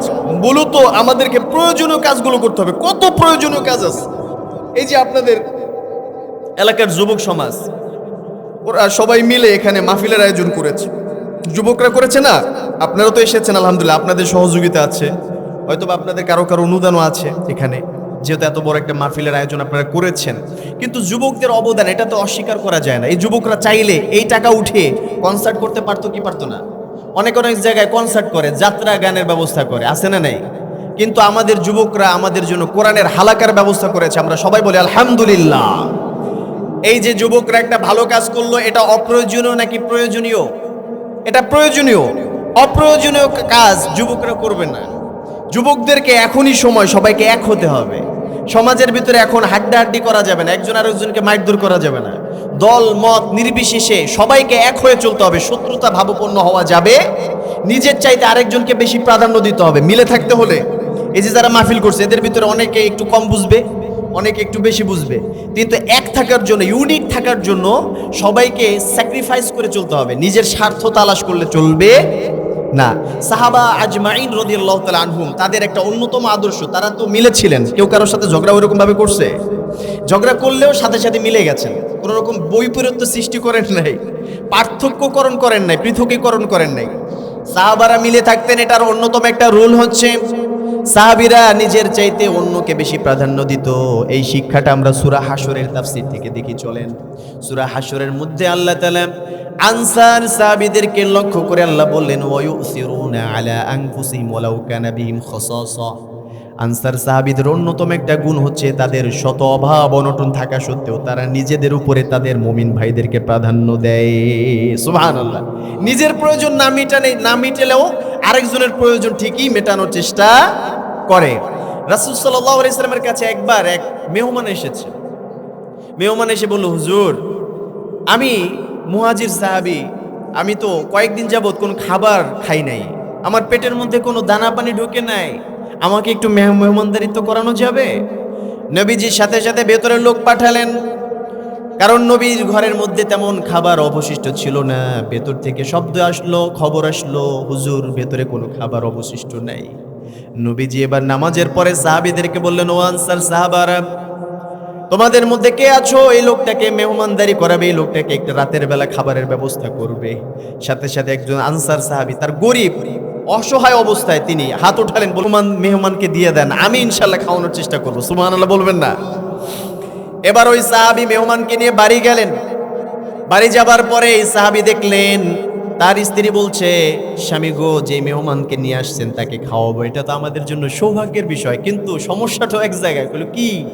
সেটা হচ্ছে আমাদের ঘরের মধ্যে আমাদের খাওয়ার কোনো জিনিস নাই, যতটুকু খাবার আছে রাতের বেলা আমাদের ছেলে মেয়েদেরকে খাইয়ে ঘুম পাড়াতে পারবো, এছাড়া অবশিষ্ট কোনো খাবার আমাদের জন্যই নাই, তাকে কি খাওয়াবো? তখন সাহাবী বলল যে আমরা যখন ওই লোকটাকে খাবার দিব, সন্তানগুলোকে ঘুম পাড়িয়ে দাও আজকে না খাইয়ে, ওই খাবারটা তাকে দিব এবং লাইটটাকে অফ রাখবো, যাতে করে ওই লোকটা বুঝতে না পারে যে তাকে খাওয়াতে গিয়ে আমরা না খেয়ে রয়েছি, সেজন্য কষ্ট না পায়। সুবহানাল্লাহ। এমত অবস্থায় পরের দিন ফজরের নামাজ আদায় করতে গেলেন। ফজরের নামাজ আদায় করতে যাওয়ার পরে ওই সাহাবীকে ডেকে রাসূল সাল্লাল্লাহু আলাইহি সাল্লাম বললেন, তোমার প্রতি আল্লাহ তাআলা কত সন্তুষ্ট হয়েছে তুমি কি জানো? সাহাবী সহাস্য বদনে বললেন, হুজুর তাই নাকি? আল্লাহ রাসূল বললেন, গত রাতে আল্লাহ তাআলা তোমার কাজে, তোমার স্ত্রীর কাজে এত বেশি সন্তুষ্ট হয়ে গিয়েছিলেন, আল্লাহ তাআলা সরাসরি তোমাদের উপরে আয়াত নাজিল করে আল্লাহ তাআলা বলেছেন, ওয়ায়ুসিরুনা আলা আনফুসিহিম, আমার কিছু প্রিয় বান্দারা রয়েছে যারা নিজেদের উপরে আরেকজনকে প্রাধান্য দেয়। সুবহানাল্লাহ। এজন্য আমরা একজন আরেকজনকে প্রাধান্য দিতে পারবো তো ইনশাআল্লাহ? এই যুবকরা যদি একজন আরেকজনকে প্রাধান্য দেয়, তাহলে এদের ভিতরে কোনো ফাটল ধরবে না। আর যদি স্বার্থ তালাশ করে যে আমার নেতামি চলবে, তোর কথায় চলবো না, এই পৃথিবীতে যত ফাটাফাটি সব কিন্তু এইগুলা নিয়েই হয়, যে আমার রাজত্ব চলবে, এখানে আর কেউ চলতে পারবে না। এই যে অশৃঙ্খল বিশৃঙ্খলাপূর্ণ রাজনীতি বর্তমানে আমরা যেগুলো দেখি, এই সমস্যাগুলো সৃষ্টি হয় কোথায় থেকে? আগে তো রাজনীতি এমন ছিল না। আগে তো সবাই সবার সাথে, বিরোধী দল করলেও কেউ কারো ক্ষতি করতে চাইতো, কিন্তু বর্তমানে বিরোধী দল করার দরকার নাই, শুধু খালি কইলি হয়েছে ওই দলে ভোট দিমু, পরের দিন রাতে যে খুন করে, আসে না নাই? পরের দিন ব্রাশ ফায়ার করে, আসে না নাই? এই বিশৃঙ্খলা পুরা রাজনীতি আমরা চাই না। আমরা চাই সবাই সবার সাথে ভাই ভাইয়ের মতো মিলে থাকবে। একই ঘরে চারজন সন্তান, এক সন্তান জামাত শিবির করবে, আরেক সন্তান আওয়ামী লীগ করবে, আরেক সন্তান বিএনপি করবে, আরেকজন এনসিপি করবে, কিন্তু কারো ভিতরে কোনো রকম মানসিকভাবে বৈপরীত্য থাকতে পারবে না। এরকম আমরা চাই কি চাই না? সুতরাং প্রিয় ভাইরা, মনের ভিতরে হিংসা নেওয়া যাবে না। আরেকজনকে মূল্যায়ন করতে শিখতে হবে, আরেকজনের প্রয়োজন এটাকে বুঝতে হবে। আমার যদি কিছু স্যাক্রিফাইসও করতে হয়, তাহলে ওই ব্যক্তিকে গুরুত্ব দিয়ে কথাগুলো শুনতে হবে। এই জন্য আল্লাহ তাআলা সূরা মুমিনুনের ভিতরে বললেন, ওয়াল্লাযীনা হুম আনিল লাগওয়ি মুরিদুন, মুমিন বান্দাদের দ্বিতীয় বৈশিষ্ট্য হবে তারা অপ্রয়োজনীয় কোনো কাজ কর্ম থেকে বিরত থাকবে। সুবহানাল্লাহ বলেন। তাহলে এরপরে আবার আল্লাহকে প্রশ্ন করলাম, আল্লাহ আমরা বুঝলাম, আপনি বললেন মুমিন হতে হলে আমাদেরকে নামাজের ভিতরে বিনয়ী হতে হবে, আমাদেরকে অপ্রয়োজনীয় কথা কাজ থেকে দূরে থাকতে হবে, তাহলে এইগুলো মেনে নিলাম, এখন আর কিছু কি বলার আছে? এবার আল্লাহ তাআলা বলেন, ওয়াল্লাযীনা হুম আনিল লাগওয়ি মুরিদুন ওয়াল্লাযীনা হুম লিয-যাকাতি ফাইলুন, যাদেরকে আমি অর্থ সম্পদ দিয়েছি তারা যাকাত আদায়ে সক্রিয় থাকবে। সুবহানাল্লাহ বলবেন না? এবার আল্লাহ তাআলা বললেন 4 নাম্বারটা শুনে নাও, ওয়াল্লাযীনা হুম লিফুরুজিহিম হাফিজুন, আমার মুমিন বান্দাদের আরেকটা বৈশিষ্ট্য থাকবে, তারা তাদের লজ্জাস্থানের হেফাজত করে চলাচল করবে। লজ্জাস্থানের হেফাজতের দরকার আছে না নাই? আমার রাসূল বলেছেন দুইটা জিনিস। কয়টা? দুইটা জিনিসের গ্যারান্টি যদি তোমরা আমাকে দিতে পারো, আমি রাসূলুল্লাহ সাল্লাল্লাহু আলাইহি ওয়াসাল্লাম তোমাদেরকে জান্নাতের গ্যারান্টি দিয়ে দিব। সুবহানাল্লাহ। কয়টা জিনিসের গ্যারান্টি আল্লাহ রাসূল চেয়েছেন? মাত্র দুইটা। একটা হচ্ছে এই দুই চোয়ালের মধ্যে, অর্থাৎ আমাদের জিহ্বা, এটাকে যদি কেউ সাবধানে ব্যবহার করে, অপ্রয়োজনীয় কথা কাজে ব্যবহার না করে, এবং 2 রানের মধ্যবর্তী স্থান যেটাকে আমরা লজ্জাস্থান বলি, এই দুইটাকে যদি কেউ সেভ করে চলতে পারে, তাহলে আমাদের জান্নাত কেউ ঠেকাতে পারবে।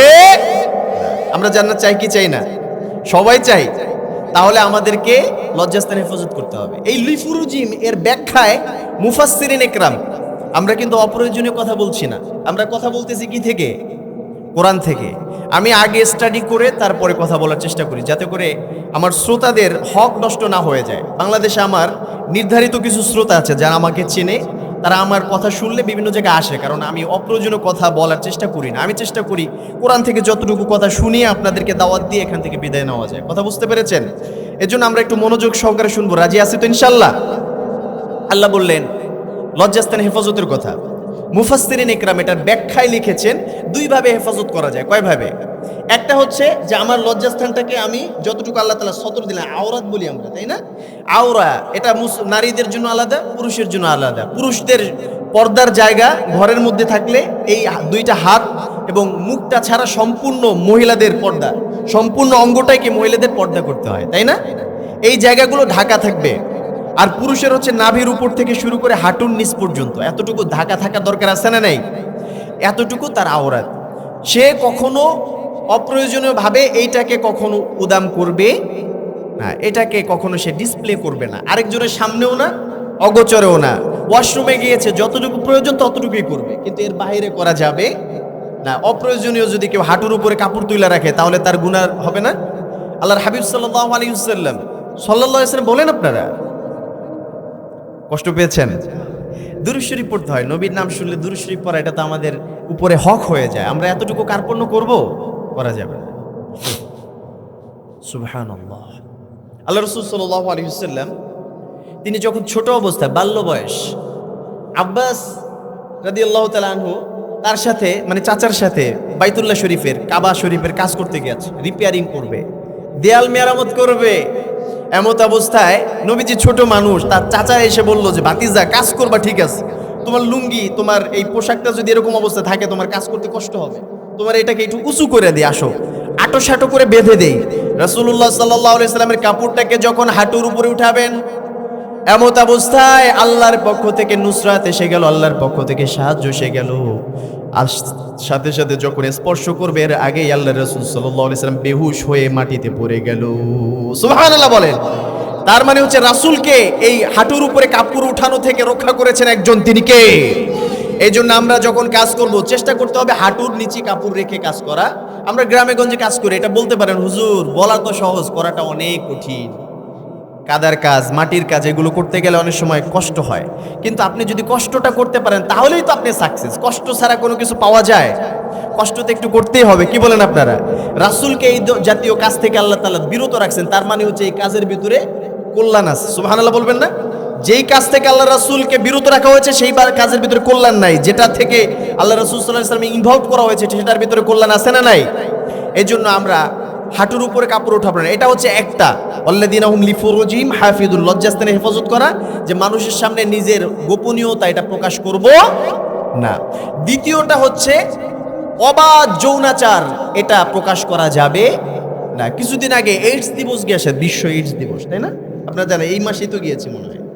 তেমত অবস্থায় দেখা যাচ্ছে পরিসংখ্যান করে, আপনারা যারা নিউজ ডেস্ক দেখেছেন, নিউজের পাতায় পাতায় চোখ রেখেছেন, আপনারা দেখেছেন এখানে একটা প্রতিবেদন এসেছিল যে আমাদের দেশে প্রায় অনেক ছাত্র ছাত্রী এইডস রোগে আক্রান্ত। নাউজুবিল্লাহ বলবেন না? বেশিরভাগের বয়স হচ্ছে মানে বাল্য বয়সের পর থেকে ম্যাচিউর হওয়ার পর থেকে শুরু করে মধ্যম বয়সে যাওয়ার আগ পর্যন্ত এই বয়সের ভিতরে এইডস রোগ। এইডস রোগ হলে কি হয় আপনারা জানেন? এইডস রোগ হলে একটা সিনড্রোম বলি, সেটা হচ্ছে এইডস যদি কারো হয়ে যায়, পজিটিভ যদি কারো হয়, তাহলে তার যদি ঠান্ডা লাগে ওই ঠান্ডা লেগে আপনি মরবেন, ওইটা সারবে।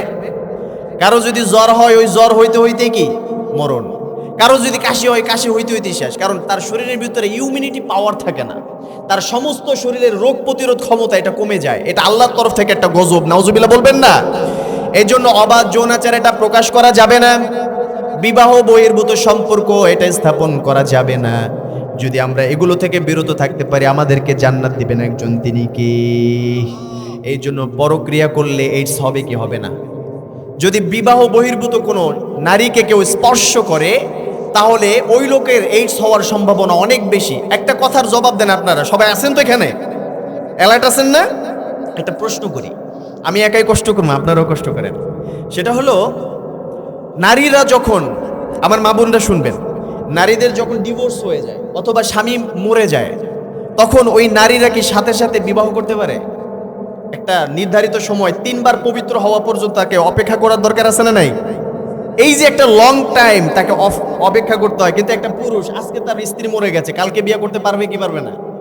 তার কি তো কোনো ওয়েট করার দরকার নাই। মা বোনদের শরীরের মধ্যে রক্তের যেই সঞ্চালন পদ্ধতি আল্লাহ তাআলা সৃষ্টিগতভাবে এমনভাবে বানিয়ে দিয়েছেন যে একজন পুরুষ যে তার স্বামী যাকে সে প্রথম গ্রহণ করেছে ওই ব্যক্তির রক্তের সাথে তার রক্তের সাথে একটা আল্লাহ তাআলা কানেক্ট সৃষ্টি করে দেন, তার হরমোনের সাথে তার হরমোনের। যদি বিবাহ বহির্ভূত বা ওই যে অতদিন পর্যন্ত অপেক্ষা না করে কেউ যদি স্পর্শ করে, ওই নারী যদি আরেকজনের সাথে সাথে সাথে বিবাহতে আবদ্ধ হয়, বন্ধনে আবদ্ধ হয়, ওই অবস্থাতে ওই লোকের ভেতর থেকে তার এতদিন যেই অভ্যস্ত ছিল যে আরেকজনের সাথে রক্তের হরমোন ছিল না, কথা বুঝতে পারতেছেন? তা এতদিন যেটা ছিল এটা হঠাৎ করে তো পরিবর্তন হবে না, এটা অপেক্ষা করতে হবে। আল্লাহ তাআলা এই সময়টা তার রক্তগুলো ভাঙার মাধ্যমে তার এটা আল্লাহ তাআলা আবার আগের পর্যায়ে আনবেন, এরপরে সে আরেকজনকে গ্রহণ করার জন্য রেডি হবে। এর আগে যদি কেউ করে তাহলে আল্লাহর তরফ থেকে একটা নিয়ম হয়ে যায়, ওই ব্যক্তি অটোমেটিকলি এইডস রোগে আক্রান্ত হয়ে যাবে। নাউজুবিল্লাহ বলবেন না? এই জন্য যারা পরক্রিয়া করে আরেকজনের ওয়াইফ ভাবির সাথে, এলাকার অন্য একটা মেয়ের সাথে যার সাথে বিবাহ সম্পর্ক নাই তার সাথে যদি খারাপ কাজে লিপ্ত হয় তাহলে তার এইডস হবে, এতে কোনো সন্দেহ নাই। আপনার লাইফটা শেষ হয়ে যাবে। এমন গোপন সমস্যা নিজের বাবাকেও বলতে পারবেন না, ভাইকেও বলতে পারবেন না, এলাকার ডাক্তারের কাছে কাশি হলে তো গিয়ে ঔষধ আনেন, এটার জন্য আনতে পারবেন না, কারণ সে তো বুঝতে ফেলাবে আপনি কি করছেন। পরে কানতে কানতে যার কাছে যাবেন কোনো কাজ হবে না। এই জন্য যুবক ভাইরা সাবধান হয়ে যাও, বিবাহ বহির্ভূত সম্পর্ক করা যাবে না। মা বোনেরা আপনারা নিজেদেরকে সেভ করেন। আল্লাহ রাসূল তো বলেছেন যে তোমরা যদি লজ্জাস্থান এবং জিহ্বার হেফাজত করতে পারো, সংরক্ষণ করতে পারো, আমি রাসূলুল্লাহ কসম খেয়ে বলছি তোমাদের জান্নাত কেউ ঠেকিয়ে রাখতে পারবে না। আর আমরা যদি এইগুলোই না করি, এতটুকু চেষ্টা না করি, জান্নাত ফাও পাওয়া যাবে? জান্নাত পাইতে হলে কষ্ট করতে হবে না? এই জন্য আল্লাহ তাআলা বললেন ওয়াল্লাযীনা হুম লিফুরুজিহিম হাফিযুন, যারা তাদের লজ্জাস্থান হেফাজত করবে তারা মুমিন। এরপরে আল্লাহ তাআলা আবার বললেন ওয়াল্লাযীনা হুম লিআমানাতিহিম ওয়া আহদিহিম রাউন, ওই ব্যক্তি মুমিন যেই ব্যক্তি আমানতদারিতা রক্ষা করে এবং ওয়াদা দিলে, প্রতিশ্রুতি দিলে সেটাকে রক্ষা করে চলে। সুবহানাল্লাহ। একটা হচ্ছে আমানতদারিতা 5 নাম্বার, 6 নাম্বার হচ্ছে ওয়াদা করলে ওয়াদা রক্ষা করা দরকার আছে না নাই? আমানতদারিতা কেমন?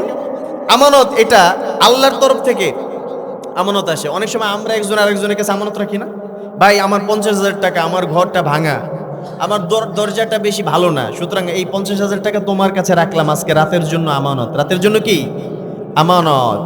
আবার অনেকে স্বর্ণ গয়না এগুলো নিজের ঘরে রাখে না, আরেকজনের কাছে আমানত রাখে। কি রাখে? আমানত। এই আমানতের খেয়ালত করা যাবে। মুনাফিকের কয়টা আলামত আপনারা জানেন? 3টা। কিছু কিছু হাদিসে 4টার কথা বলা হয়েছে, 3টা এটা আপনাদের সামনে বর্ণনা করি। 3টা আলামতের একটা হচ্ছে ইদা হাদ্দাসা কাযাবা, ওয়া ইদা তুমিনা খানা, ওয়া ইদা ওয়াআদা আখলাফা।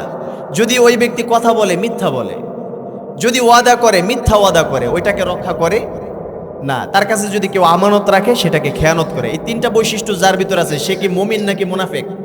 আমরা কি মুনাফিক হতে চাই? আল্লাহ বললেন ইন্নাল মুনাফিকিনা ফিদ দারকিল আসফালি মিনান নার, সাবধান মুনাফিক হওয়া যাবে না, কারণ যারা মুনাফিক হবে তাদের স্থান হচ্ছে জাহান্নামের তলদেশে। নাউজুবিল্লাহ বলবেন না? আল্লাহ তাআলা আমাদের জন্য জান্নাত রেখেছেন, আমরা জান্নাতে যাব, জাহান্নামে যেতে চাই না। এই জন্য আল্লাহ আমাদেরকে সতর্ক করে বলেছেন ওয়াল্লাযীনা হুম লিআমানাতিহিম ওয়া আহদিহিম রাউন, ওয়াল্লাযীনা হুম লিআমানাতিহিম। মুমিনদের আরেকটা বৈশিষ্ট্য হবে হচ্ছে মুমিনরা আমানত রক্ষা করে চলবে, আমানতের খেয়ানত করবে না। আল্লাহর তরফ থেকে এই যে আমাকে হাত পাও দেওয়া হয়েছে, এগুলো কার দেওয়া আমানত? এই আমানতের হিসাব কি আল্লাহ তাআলা নেবে না? আল্লাহ তাআলা বললেন কিয়ামতের দিন সবাইকে প্রশ্ন করা হবে, মানুষ যেন মিথ্যা সাক্ষ্য না দিতে পারে, তার মুখটাকে বন্ধ রেখে তার অঙ্গ প্রত্যঙ্গগুলোকে প্রশ্ন করা হবে। আল্লাহ তাআলা কিয়ামতের ময়দানে বলবেন ওয়াকালু লিজুলুদিহিম লিমা শাহিদতুম আলাইনা ক্বালু আনতাকানা আল্লাহুল্লাযী আনতাকা কুল্লা শাই ওয়া হুয়া খালাকাকুম আউওয়ালা মাররাতিন ওয়া ইলাইহি তুরজাউন। কিয়ামতে এই অঙ্গ প্রত্যঙ্গ অর্থাৎ আমার হাত আমার বিপক্ষে সাক্ষ্য দিবে, আমার চামড়া আমার বিপক্ষে সাক্ষ্য দিবে, আমার পা দুটো আমার বিপরীতে সাক্ষ্য দিবে। তখন আমি তাদেরকে প্রশ্ন করব দুনিয়ায় থাকাকালীন সময় তোমরা তো তোমাদেরকে কত যত্ন করেছি, স্কিনটা যেন নষ্ট না হয়ে যায়, কত ফেয়ারনেস ক্রিম, আমি ক্রিমগুলো ইউজ করেছি, কত কিছু করেছি, ময়শ্চারাইজার ক্রিম ইউজ করেছি। এত যত্ন নেওয়ার পরেও আজকে তোমরা আমার বিপরীতে সাক্ষ্য দিচ্ছ।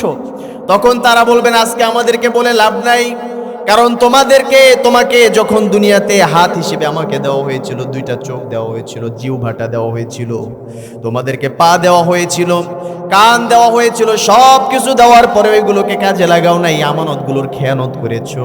এই খেয়ানত করার কারণে আজকে আল্লাহর কাছে জবাবদিহিতা করতে হবে, কোনো ছাড় নেই। নাউজুবিল্লাহ বলবেন না? এই জন্য আল্লাহর কাছে আমরা হিসাব সহজ চাই নাকি কঠিন চাই? কারণ কিয়ামতে যদি আল্লাহ তাআলা একবার বলেন আল্লাহ, একবার যদি আল্লাহ তাআলা বলেন আমার এই গোলামের প্রতি আমি সন্তুষ্ট হয়ে আমার এই গোলামটাকে ক্ষমা করে দিলাম, তাহলে তার চাইতে বড় সৌভাগ্যবান ব্যক্তি আর কেউ হতে পারে নাকি? আমরা যখন আল্লাহর সামনে দাঁড়াবো, বিভীষিকাময় অবস্থা সৃষ্টি হয়ে যাবে।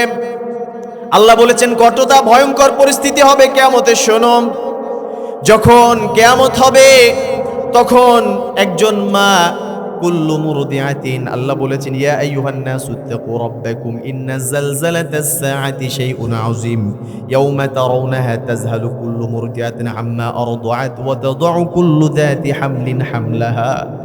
কিয়ামতের ভয়াবহতা শোনো। একজন মা, দুনিয়াতে আমরা যখন দেখি মা সন্তানকে দুধ পান করায়, সেই মা যদি শত অসুস্থ থাকে, অসুস্থ থাকার পরে 2 দিন পর্যন্ত হুঁশ ছিল না, 2 দিন পরে যখন ওই মার হুঁশটা ফেরে, তখন ওই মা সবার প্রথম দুধের বাচ্চাটাকে তালাশ করে, কি করে না? কথা বলেন না কেন আপনারা? দুধের বাচ্চাটাকে তালাশ করে, বলে আমার কলিজার টুকরা সন্তানটাকে নিয়ে আসো, আমার সন্তান খেয়ে আছে নাকি না খেয়ে আছে, আমার সন্তানকে আন। মা শত বিপদে পড়লেও অপারেশন থিয়েটারের মধ্যে নেওয়ার সময় মাকে যদি কোলে যদি একটা দুধের বাচ্চা থেকে থাকে, ওই মাকে প্রশ্ন করা হয় মা তুমি কি চাও? মা সবার প্রথম বলে আমার কলিজার টুকরা নয়নমণি সন্তান, তার কপালের মধ্যে একটা চুমা দিতে চাই। সুবহানাল্লাহ বলবেন না? এমন রেকর্ড তো পাওয়া গিয়েছিল, আপনারা জানেন কাশ্মীরে যখন বন্যা হয়, ওই বন্যার মধ্যে যখন বন্যার মধ্যে মানুষগুলো ভেসে ভেসে যাচ্ছিল, একজন মা একটা বলের মধ্যে, একটা গামলার মধ্যে, একটা পাত্রের মধ্যে তার কলিজার টুকরা নয়নমণি সন্তানটাকে ভাসিয়ে দিয়ে তারপরে ওই মা ওই পানির ভিতরে মৃত্যুবরণ করেছে। এরকম নজির আছে না নাই? সুতরাং মা যত কষ্ট করুক সন্তানকে বলতে পারে। আল্লাহ বললেন ইয়াউমা তাযহালু কুল্লু মুরদিআতিন আম্মা আরদাআত ওয়া তাদাউ কুল্লু যাতি হামলিন হামলাহা। কিয়ামত এতটা ভয়াবহ হবে যেই মা দুনিয়াতে শত কষ্টে থাকা সত্ত্বেও কখনো তার কলিজার টুকরা নয়নমণি সন্তানটাকে বলে নাই, সেই মা কিয়ামতের ভয়ঙ্করতার কারণে তার নিজের কোলের বাচ্চাটাকে দুধ পান করাতে ভুলে যাবে। আল্লাহু আকবার। এই জন্য কিয়ামতের ওই ভয়াবহতার মধ্যে যদি আল্লাহ কোনো ব্যক্তিকে বলে আব্দুল্লাহ রে, আব্দুল করিম, আব্দুল কুদুস, আব্দুর রহিম, তোকে আমি ক্ষমা করে দিলাম, আজকে তোর কাছে কোনো হিসাব চাই না, তাহলে এটা আমাদের জন্য নিয়ামত নাকি গজব? সবাই নিয়ামত পেতে চাইতো ইনশাল্লাহ। তাহলে এই যে হাত আমানত হিসেবে দিয়েছেন, পাটাকে আল্লাহ তাআলা আমানত হিসেবে দিয়েছেন, আমাদের এই সুস্থতা, আমাদের অক্সিজেন, আমাদের দেহটাকে আল্লাহ তাআলা আমাদের জন্য আমানত হিসেবে দিয়েছেন, ঠিক কি না? এই আমানতটাকে যদি এখন এই দুনিয়া থাকতে কাজে লাগাতে চাই, কিয়ামতের ময়দানে এরা আমাদের বিপক্ষে সাক্ষী দিবে না, বরং আমাদের পক্ষে সাক্ষী দিবে। আর যদি এরা আমাদের পক্ষে সাক্ষী দেয়, আমাদেরকে জান্নাতি বানিয়ে দিবেন একজন, তিনি কে? এই জন্য সূরা মুমিনুনের আয়াতের ভিতর আল্লাহ বললেন ওয়াল্লাযীনা হুম লিআমানাতিহিম, যারা নিজেদের আমানতগুলোকে রক্ষা করে চলবে তারা হবে খাঁটি মুমিন। নিজেদের আমানত রক্ষা করবেন তো ইনশাআল্লাহ? আমরা ওয়াজ করি, আরেকজনে ঘুমায়, আপনারা কি ঘুমান নাকি? হ্যাঁ, 2-1 ঘুমোচ্ছে দেখতেছি, ঘুমানো যাবে না, আরেকটু ধৈর্য ধারণ করে শুনতে হবে। কষ্ট পাচ্ছেন আপনারা? কষ্ট হলেও এই কষ্টটা তো আমরা দুনিয়ার কোনো মানুষকে খুশি করার জন্য করি না, এটা খুশি কার খুশির জন্য করতেছি? আল্লাহর খুশির জন্য। আল্লাহর জন্য যদি এতটুকু করি, আল্লাহ তাআলা আমাদের গোটা জীবনের সমস্ত গুনাহ মাফ করে দিতে পারে কি পারে না?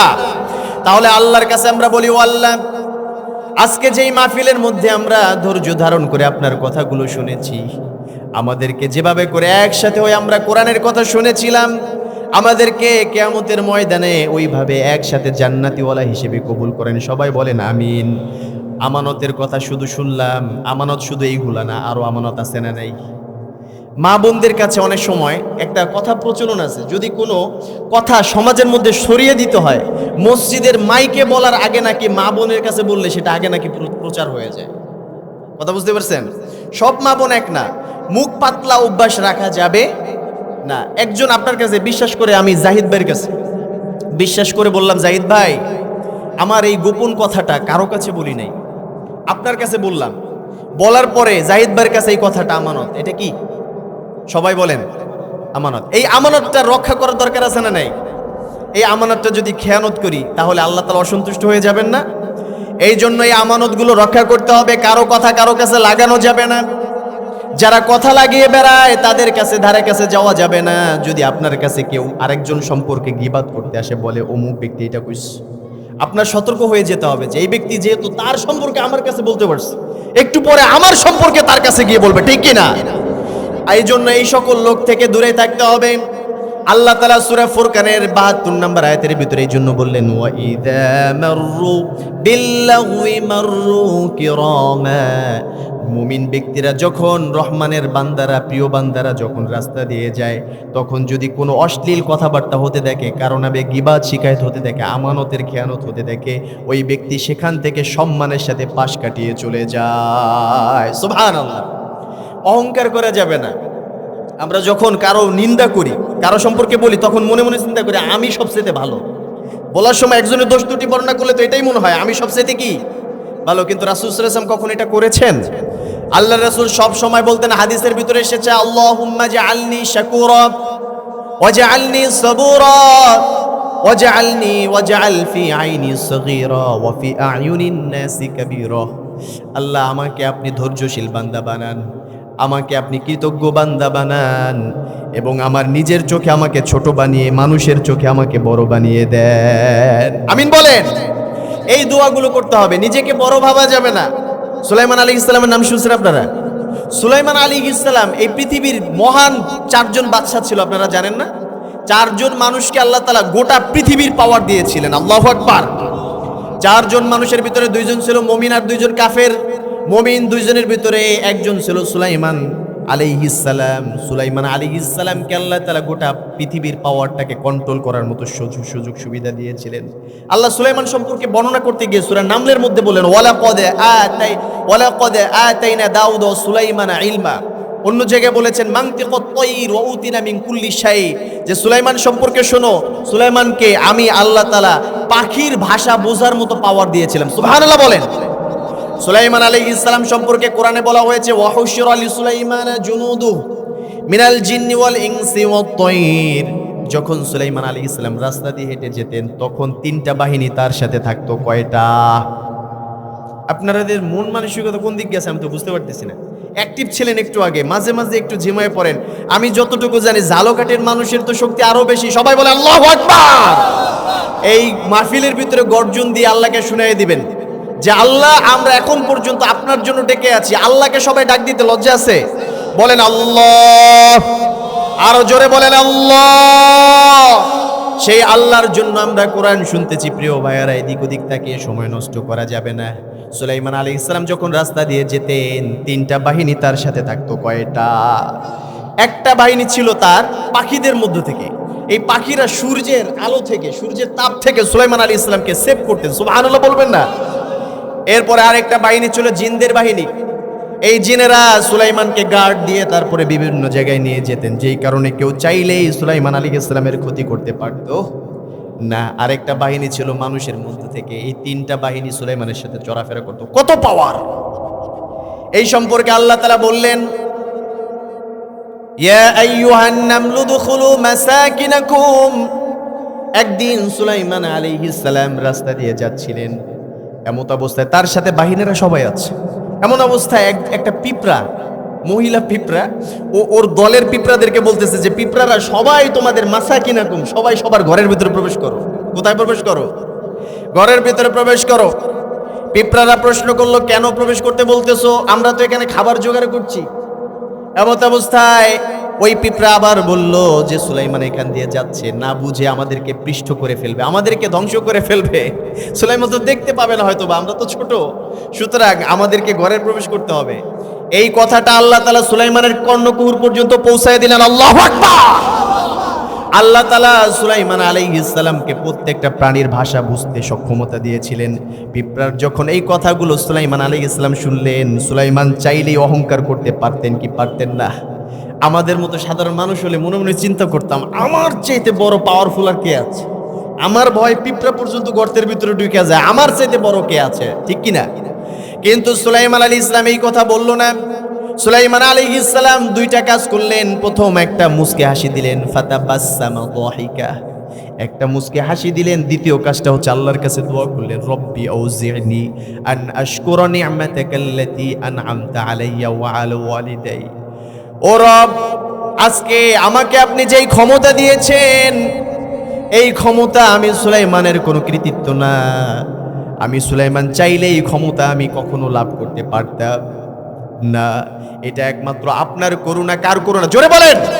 সেই আল্লাহর কাছে তিনি কনসেপ্ট করে বললেন, আল্লাহ আমি এটাকে স্বীকার করলাম, আমি বলছি এটা একমাত্র আপনার করুণা। আপনি ছাড়া এই পাওয়ার কেউ দেওয়ার মতো ক্ষমতা রাখে?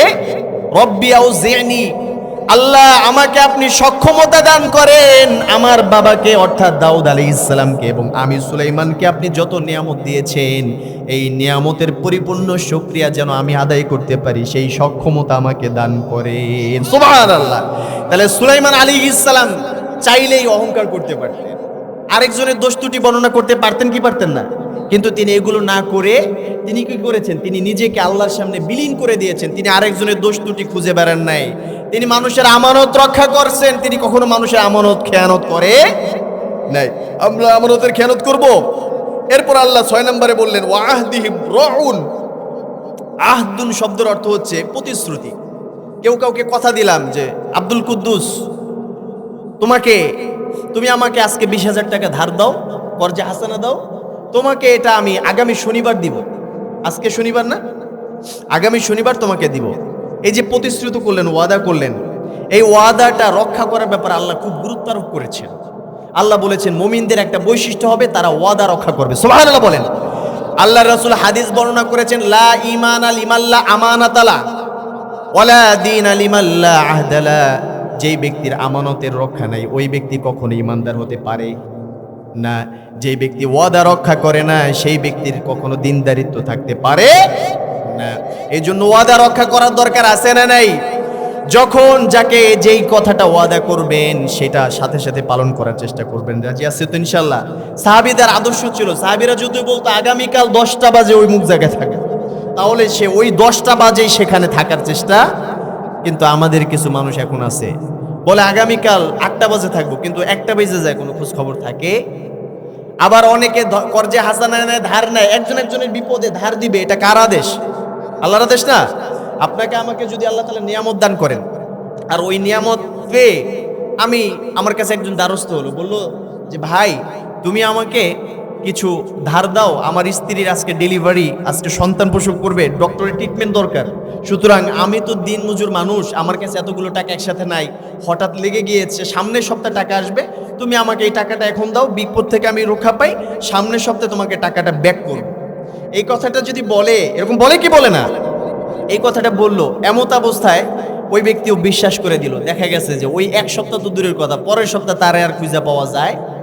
এই জন্য ধার দেওয়ার মতো একটা ভালো কাজ, এটাও আস্তে আস্তে বিলুপ্তির দিকে। এই জন্য আমাদেরকে ওয়াদা রক্ষা করতে হবে। প্রিয় ভাইয়ারা, খালি কেউ দেয় না এই জন্য তার বিপরীতে ওয়াজ করতে বলেন। আপনারা যে দিল, আপনি যে রক্ষা করলেন না, এটার জন্য ওয়াজ করতে হবে না? কথা বলেন না কেন? সুতরাং এই জন্য আমাদের প্রতিশ্রুতিগুলো রক্ষা করতে হবে। প্রতিশ্রুতি যদি রক্ষা না করি, তাহলে দুনিয়াতেও আমাদেরকে লাঞ্ছনা বঞ্চনা সহ্য করতে হবে, কিয়ামতে আমাদের জন্য আযাব আছে না নেই? এই জন্য আল্লাহ তাআলা মুমিন বান্দার 6ষ্ঠ বৈশিষ্ট্য বর্ণনা করতে গিয়ে বললেন, ওয়া আহদিহিম রাউন, তারা তাদের যেই প্রতিশ্রুতিগুলো রয়েছে সেটাকে রক্ষা করবে। এবার আমার সাথে একটা কথার উত্তর দেন। আমরা যখন সর্বপ্রথম পৃথিবীতে আসি, আল্লাহ তাআলা পৃথিবীতে পাঠানোর পূর্বে আমাদের রূহগুলোকে সৃষ্টি করে আল্লাহ তাআলা একত্রিত করে আল্লাহ তাআলা একটা কথা বলেছেন, আলাস্তু বিরাব্বিকুম, আমি কি তোমাদের প্রভু না? অর্থাৎ দুনিয়াতে গিয়ে আমার মত অনুযায়ী চলবা তো? আমরা বলেছিলাম ক্বালু বালা।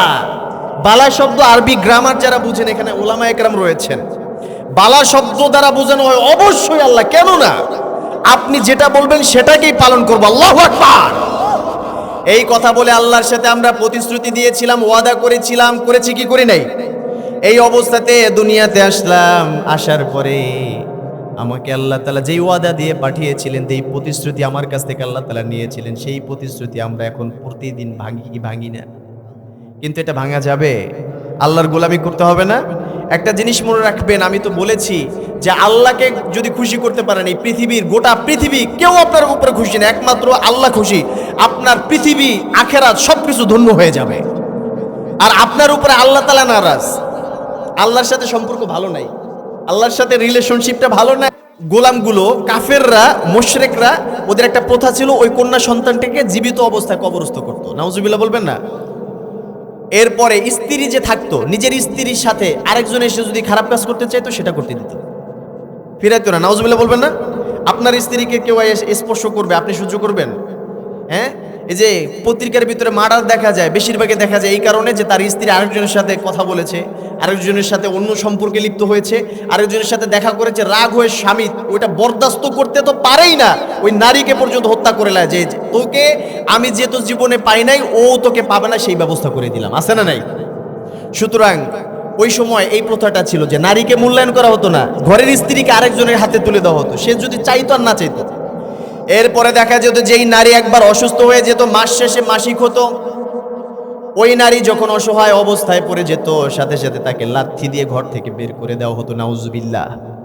আবার যখন একজন পুরুষ মারা যেত, সাথে সাথে করে পুরুষের সাথে সাথে ওই মহিলাটাকেও কবরস্থ করা হতো। নাউজুবিল্লাহ বলবেন না? ইসলাম আসার পরে একজন কন্যা হিসেবে সর্বোচ্চ সম্মানটুকুন মা বোনদেরকে ইসলাম দিয়েছেন। আপনি তো প্রশ্ন করবেন, হুজুর কিভাবে দিয়েছেন আপনি বলেন। আমি আপনাকে বলতে চাই, যদি কারো ঘরে একটা কন্যা সন্তান জন্মগ্রহণ করে, তাহলে তাকে জান্নাতের মালিক বানিয়ে দেন কে? আল্লাহ তাআলা বললেন, কন্যা সন্তান হলে তোমার অপমান অবদস্ততার কোনো কারণ নেই।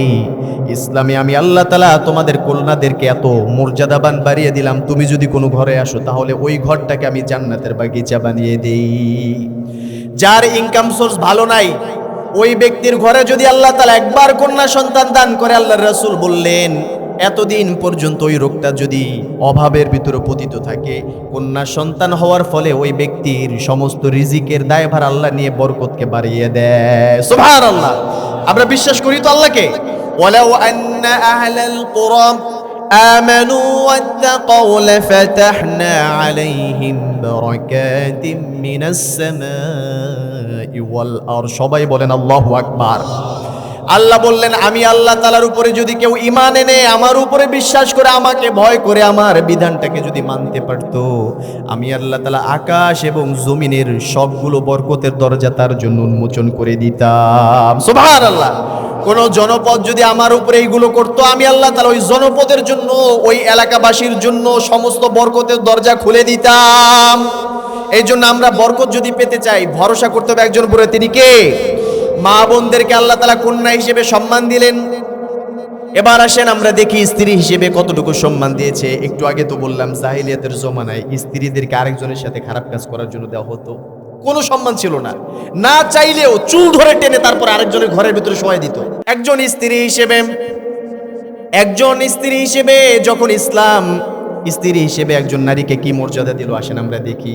একজন নারী যদি কোনো পুরুষের ঘরে আসে, এতদিন পর্যন্ত দেখেছি উল্টাটা, যখন ইসলাম আসলো তখন আল্লাহ তাআলা বিধান করে দিলেন, তোমার স্ত্রীর মর্যাদা এত বাড়িয়ে দিলাম, তোমার স্ত্রীর দিকে যদি তুমি তাকাও তাহলেও তোমাকে আমি আল্লাহ তাআলা নেকি দান করব। সুবহানাল্লাহ বলেন। এতদিন পর্যন্ত যে স্ত্রীকে চুল ধরে বের করে অন্য পুরুষের সাথে লাগিয়ে দেওয়া হতো, আজকে সেই স্ত্রীটাকে ইসলাম ঘরে এনে তারপরে সম্মান দিয়ে বলল, যদি কোনো ব্যক্তি তার স্ত্রীর জন্য খরচ করে, সদাকাতুল জারিয়া হিসেবে আল্লাহ তাআলা তাকে জান্নাত দিয়ে দিবেন। সুবহানাল্লাহ বলেন। এই জন্য ইসলাম নারীদেরকে সম্মান দিয়েছে। কি দিয়েছে? সম্মান দিয়েছে। পুরুষদেরকে সম্মান দিয়েছে, শুধুমাত্র পুরুষকে না, শুধুমাত্র নারীদেরকে না। এই ইসলাম যদি আমরা না মানি তাহলে এর চাইতে বড় খেয়ানত হতে পারে না। এরপরে আল্লাহ তাআলা সর্বশেষ বললেন, ওয়াল্লাযিনা হুম আলা সালাওয়াতিহিম ইউহাফিজুন। মুমিন বান্দাদের সর্বশেষ আরেকটা গুণ, সেটা হচ্ছে তারা তাদের 5 ওয়াক্ত নামাজটাকে সেভ করার চেষ্টা করে। সুবহানাল্লাহ বলবেন না? 5 ওয়াক্ত নামাজ আদায় করবেন তো ইনশাআল্লাহ? কারা কারা করবেন হাত তুলে আল্লাহকে দেখান। আল্লাহ তাআলা কবুল করুন, সবাই বলেন আমিন।